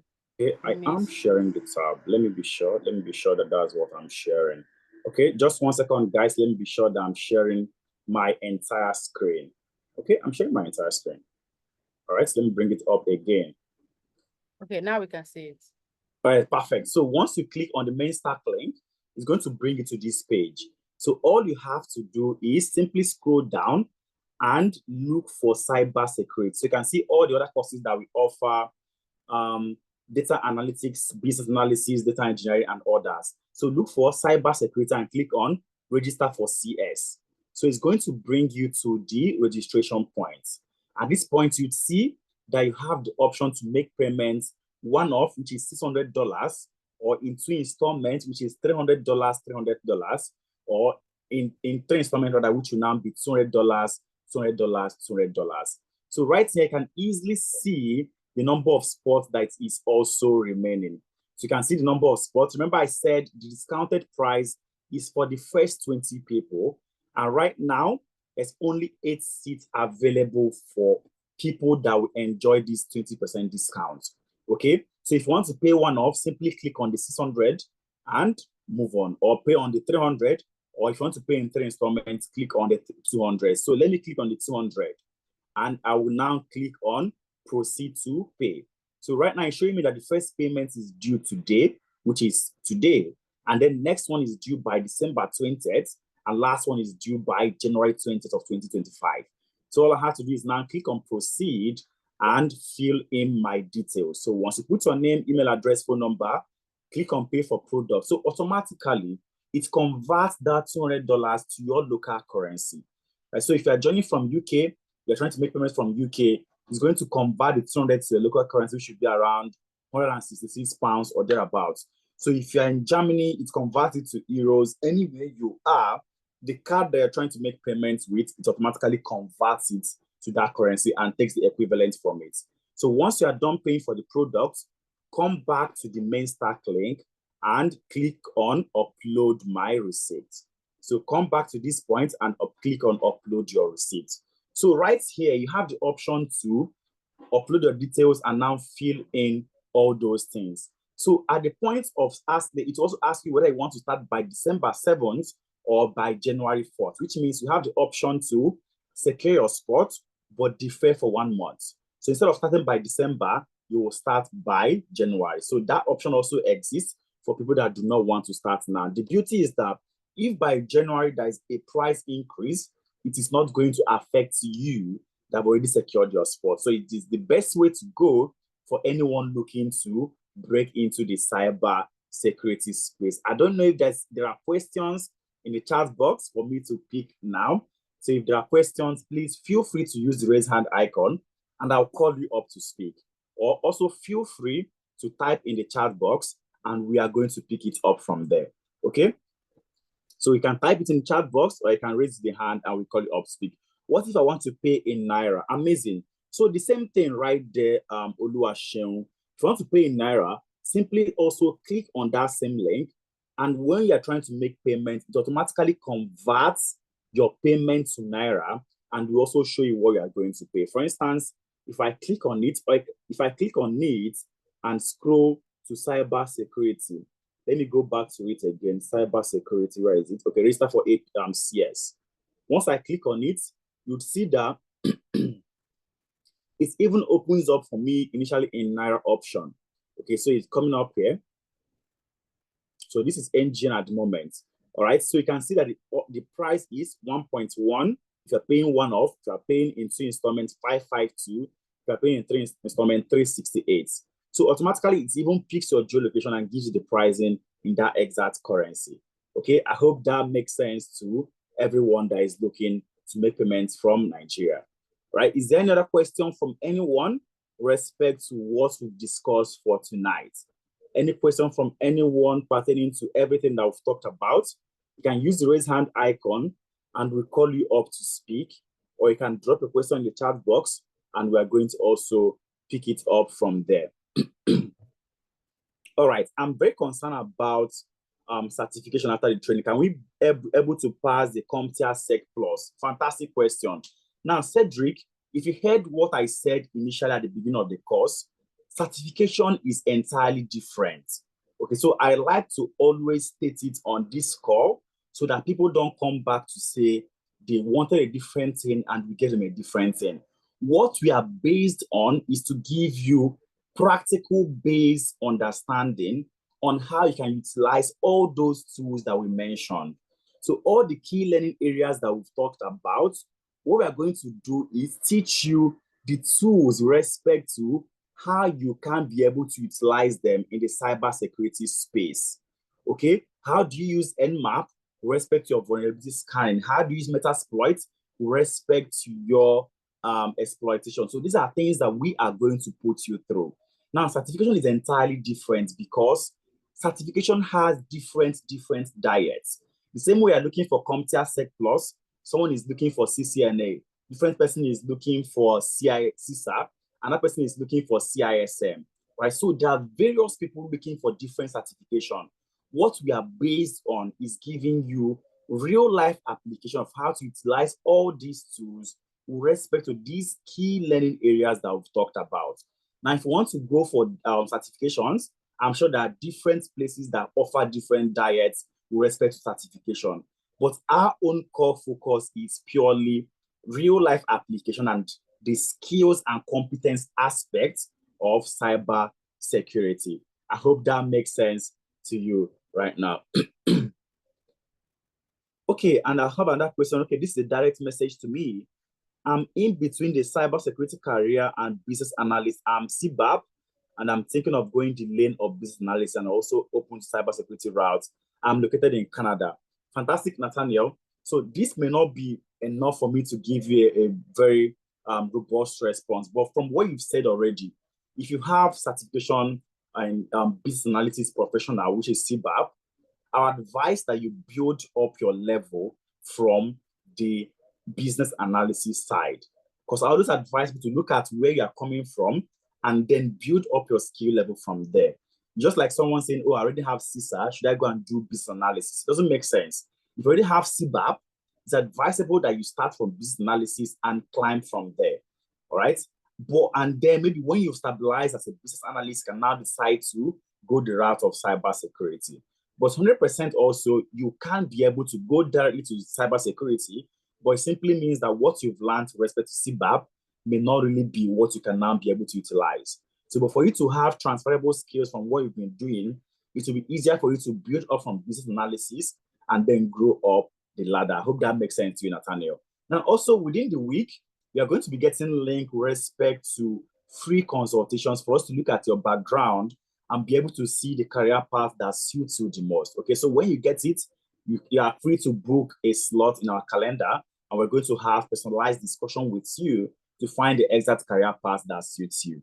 Right? What advice will you give to someone who is already in the tech field? Now, Chairman, that's what I'm talking about. We need to be able to look at the holistic tech field that you are in, the tech stacks that you are using at the moment for us to find a particular place that suits you. If the tools that you're using is Excel, Power BI, SQL, to be advisable for you to start from data analytics, data science. But if the tools that you're using is maybe Jira, Confluence, Trello, then we're looking at business analysis and of course, agile project management. If you are using things like Nmap and the others for cybersecurity, then we'll advise you towards cybersecurity. So we'll need to have a holistic understanding of where you are coming from so that we can be able to give you a proper guide. Now, we may not be able to answer everyone's specific question, which is why we talked about the free consultation, where you'll come and we'll look at your background and be able to give you advice from your background. Okay? Is there option for transfer instead of card payment? 100%, we can consider transfer if we are looking to make complete payments once. All right? We can consider that. But why it is in those card payments is because it is automated. If you're looking to make payments in installments, card payment is what we take. Because by the next 30 days cycle, it's expected that the next payment will be taken off it. But if it's transfer, it has to be a full payment. And we can also consider that option specifically for you, Oluwaseun. I have a complete training in cybersecurity, but have it's been overwhelming for me as such. I'm hoping to get the hands-on experience and then mentorship. Do you guys have an arrangement for such person? Okay, from Linda. So Linda, what we clearly handle is fully from basic training to expert level. And the reason for that is that we've had instances where people mention, oh, I have experience as a cybersecurity person. And when they come, they cannot be able to use all those tools, right? So the hands-on experience you're looking for is embedded in all those classes, right? So even while they are in class, if they are talking about offensive and defensive cybersecurity, they are already working on a real-life project. When they move on to cryptographic basics, they are working on a real life project. When they move on to the next key learning point, they are working on a real life project. So it's not till the end of the class before the real life project starts. No. So once they move into information security principles, they're moving already into real life practicals. So, and that's the arrangements that we have for everyone. Because for most times when people come and say, oh, I want experience-based hands-on learning, and they want it to be specifically tailored to them, it is not till the end. So the class, once they've handled, even from networking, you're already looking at how to also perform your subnettings and do your calculations with respect to how to get your own, what's it called, address. So from your first class, you are having a real life case study and practical attached to it. So it's the same thing. We handhold everyone from the beginning till the end. We don't have a different arrangement for other people. So everyone goes through that same route. Okay, next one is I'm having issue adding my German number to the Google form. Okay. All right, you can, for your German number, I'm sure my colleagues are going to respond to that, but you can splice the option to use hyphen for you to put your own country code. So once you use hyphen, you can easily put all those plus and your country code and can easily accept your German number. Is it physical class or online class? So all our classes are live virtual classes. So you're going to have someone speaking to you the same way Toby taught us today, virtually. Okay, someone is going to virtually be talking to you. It is a global class. In this select session, we have people joining from Germany, have people joining from Canada, people from US, from UK, people from different places. And that is the beauty of such classes because you have international connection and can easily make all those friendships. So it's a virtual class where we handle everything virtually. Let me see if someone raised their hand. Okay, hi, Joseph. I've asked you to unmute. Please go ahead with your question. Okay, thank you, Chukemeka. So my question simply is that, with my little, knowledge about what cybersecurity is, I made to understand that, cybersecurity, is a field that has a lot of branches, like domains, kind of. And some you mentioned the GRC, SOC analyst, pen tester. These are different arms whereby you can specialize in. So I want to ask, like the training itself, will it focus on all these aspects, or there's a particular aspect of cybersecurity that, this we actually will be looking at in this training? Because, my little findings or, from friends who are into this field, they told me that even being a pen tester alone can take you like 8 to 9 months to learn and to become an expert in that. So I want to know, like, what aspects specifically are we looking at here? Or are we going to just touch, on each and any one of them, and we just go and sort out ourselves, when it comes to, choosing an aspect of expertise. That's it. Okay, all right, Chidemeka, your mic is muted. Yeah, before you answer, let me just quickly say something. I know you already have the answer for him, but please, if they tell you you can be an expert in a specific niche in 8 months, the person is lying to you. A specific niche in cybersecurity. I'm telling you from experience, I've been in cybersecurity for more than 3 years now. And my beginning in cybersecurity life was pen testing. Till now, I don't consider myself an expert because there is a new tool that comes out tomorrow that you have to learn, and you cannot be better than the creator of that tool. So in cybersecurity, like Chukwuka said at the beginning, we will teach you enough to get you a foot in the door, to get you a proper cybersecurity job, right?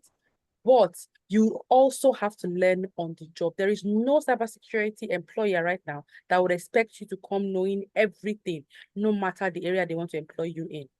They will still put you through at least 2 to 3 months of training on their own specific tools. Because bear in mind that we are teaching you tools that generally accepted in any area in cybersecurity, but each company would have tools that they specifically use that they would need you to now learn to their own standards. So please let nobody tell you that, oh, you can become a GRC expert in 3 months, you can become a GRC expert in 9 months or 1 year. It's a lie. If you don't do the actual work in an actual workspace and office, you will never be able to even say, oh, I have become a total expert. It's like becoming a doctor. You and I, everybody knows that a doctor in the medical world, no matter how long you're in the field, you keep learning.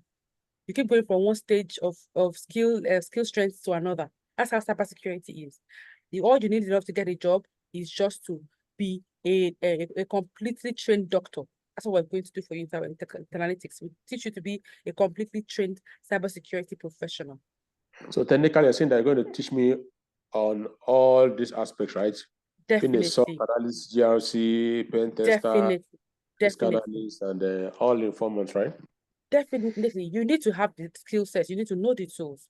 You cannot say you know something if you've not tried it before. That's not how it works, right? So we're going to teach you how to use those tools so that when you are talking about them, you talk from a place of knowledge, from a place of experience, from a place of I have used them, I know what they look like, and I know what they do. Do you understand? So we have different tools for each of these specifics, right? For GRC, yes. No, GRC doesn't have a tool. GRC has no tools, but other areas have tools. Right? So GRC has areas, not tools. So I'm going to learn all the tools for the and also all areas in GRC, right? So yes, we're going to touch enough, especially for GRC, because GRC is a specialized area. So it is not, even if we teach you what you need, when you get to where you're going to be working, they will tell you, okay, this is the framework we're working with. Because let's say I'm in Nigeria, for instance. The framework I work with in Nigeria is not what you work with in the UK. The framework I work with in Germany is not what they work with in North America. And not what we work with in Asia. Do you understand? So that's why I said GRC is very niche, it's specific. So your area where you live determines what you would now specialize in terms of frameworks to use, and then maybe the company's tools to use. That's for GRC in particular. So every other one, it has the same tools across board, and we teach you those tools. Okay, clear for me. Maybe in the breakout session, we'll let you ask more questions. Right. Thank you. All right. Thank you so much for that, Toby, and thank you, Joseph, for asking. Right, I can see a lot of hands raised. Let me take maybe a couple of people and then we'll round up. Hi, Oluwaseun. I've asked you to unmute. Please go ahead and ask your question. Can you hear me?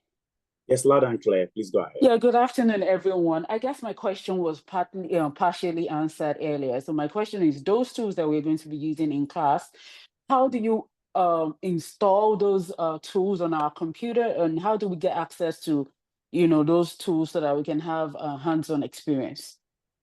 All right. So before you start your program, you are going to be put through how to install all these. So I'm trying to bring up our classroom so they can also see how we provide all these links to our students. So it's made available to everyone for them to have access to how they can be able to get it on their own. So we have to download it by ourselves. Is that what you're saying? Exactly. But we're going to put you through and walk you through how you'll be able to do all of them.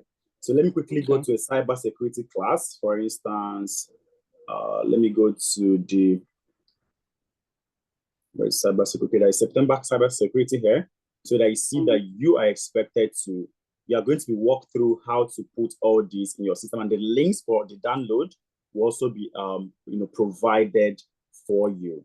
So let me quickly, you can see tools and resources here. This is where you're expected to see how to install most of the tools that you will be needing. And even within the course of the program, any new one that comes up, you're also going to be walked through how to install all these in your own system as well. So you create a virtual lab, okay? You create a virtual lab on your own PC with respect to virtual desktop. Exactly. You create it on your own PC with respect to how to handle all of them. Okay. Then I guess after the completion of the program, is it like an assessment or anything? All right. So after the completion of the program, you'll be given a capstone project to work on. Right. So it's just like a project for you to do personally to assess the knowledge that you've been able to acquire. Okay. So in different areas. Yes. So you'll be given series of projects. You now choose the one you want to work on. Okay. So you'll be given the one in pen testing, in vulnerability, in several areas. And select the one that you want to work on. Okay. Okay, and then you review everything and let us know, give us feedback. You did this correctly, you didn't. Okay. Of course, we even have capstone presentations. So when everyone is done, We have class presentation that everyone comes to the session with their own presentation, and then your facilitator and everyone will be there to also correct you and applaud you on the ones that you did correctly. Okay.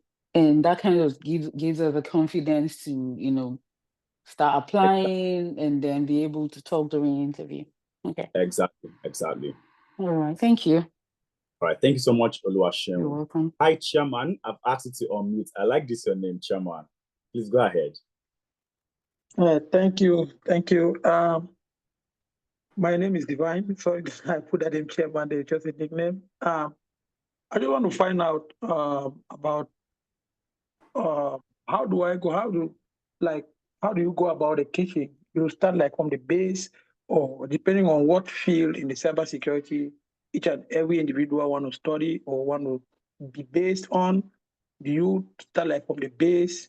Like, take for example, I'm a novice in cybersecurity. You understand? So how do you go about me? All right, fantastic question. Like, I first of all ask a question because I'm already in the tech field, but I mean. All right, so all our classes are from beginner level. All right, okay. For cybersecurity, they are all from beginner level, and it's not demarcated to, oh, this person needs this, we're taking you to this exact place. This person needs that, we're taking you to that place. No, it is a one class that we have for everyone. So I want to go to our website so they can also see the brochure of all these things, so they can see how they are all structured. So if you go to our website, you can also have access to the brochure of all the classes that we offer for you to have knowledge of what we are trying, what you are going to learn.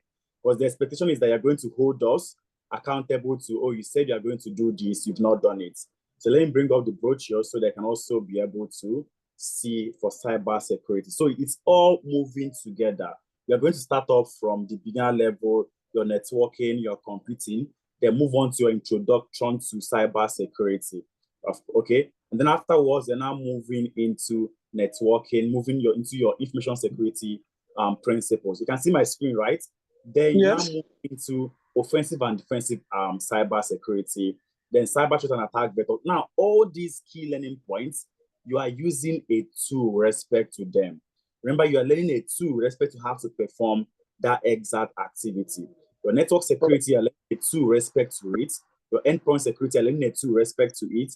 Web and application security, cloud security, all of them, you are learning a tool with respect to how you can be able to perform all those activities. So right here, you can see everything that you are also going to get. You can also click on this download brochure, and it will bring out the full brochure of the exact class for you to personally go through it on your own. So this one is a full-blown brochure to break down everything that you will be learning for you to have a full understanding of it. So it's not broken into, oh, this person is experienced or middle, let's take this person to this. No, it all starts from beginner class. Even if you have experience, you're still going to pass through that beginner class. You see that's a refresher course, and then climb up from that exact ladder. I don't know if that makes sense to you now, Divine. It makes a lot of sense. I have another question. I don't know if I'm asking too much. All right, please go ahead.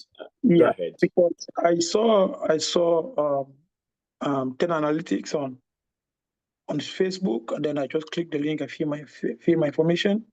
I don't know, and then I wanted to have like a one-on-one, but the time they're giving me is, I think it's in January, if I'm not mistaken. I think it's too far. I don't know. The only time I saw on the calendar that was available, is it the 9th of December? But for me, it's like it's too far. I need to make like a decision. I don't know if sorry, my voice is not good. Yeah, I understand. I mean, I'll look at it and see what is going on. You have one-on-one with you or another person? Yeah, I understand, because we have one-on-one. We have one-on-one every day right now. So we have one tomorrow, we have one the next day, we have one every day aside Sundays, we have one-on-one. So I'll look at the website and be sure that there is no misconnection from what the calendar is showing. Okay, so I'll look at it and make sure that all those days are made available. We have one-on-one every single day aside Sundays.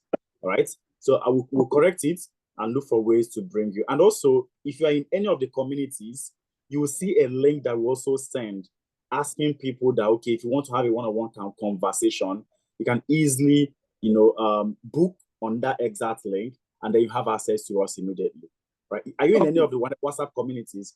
Yeah. All right. All right, we're going to share that exact link after this call so they can also be able to book your own as well. Okay, thank you. All right, I think I've been able to take all the questions of everyone that raised hand.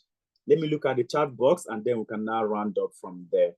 Do you offer self-paced learning? Because I believe I'm a fast learner and 4 months might just be a long time for me. Well, different strokes for different folks. Some people say 4 months is too small. Some are saying 4 months is too big. Okay, so Tony, we don't offer self-paced just like that. So we have videos that you watch, but our live class, that's what makes us different. Because we're going to have live interaction with someone.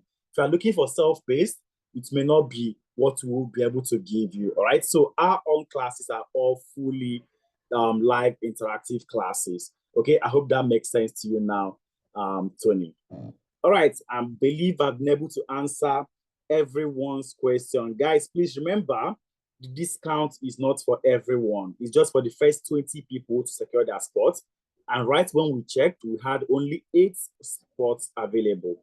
You have the option to secure your spots and then defer to start in 1 month. So all these are all testimonials of people that have been able to walk through our program and they've been able to land their jobs at this very moment. Okay, so thank you everybody for being here. On behalf of my founder, Adeza Suleiman, and also my co-founder, Efemina Ikbo, I say a very big thank you, and I can't wait to see each and every one of you come December 7th or January 4 in any of our program. Thank you once more, and cheers, and bye for now. Good night.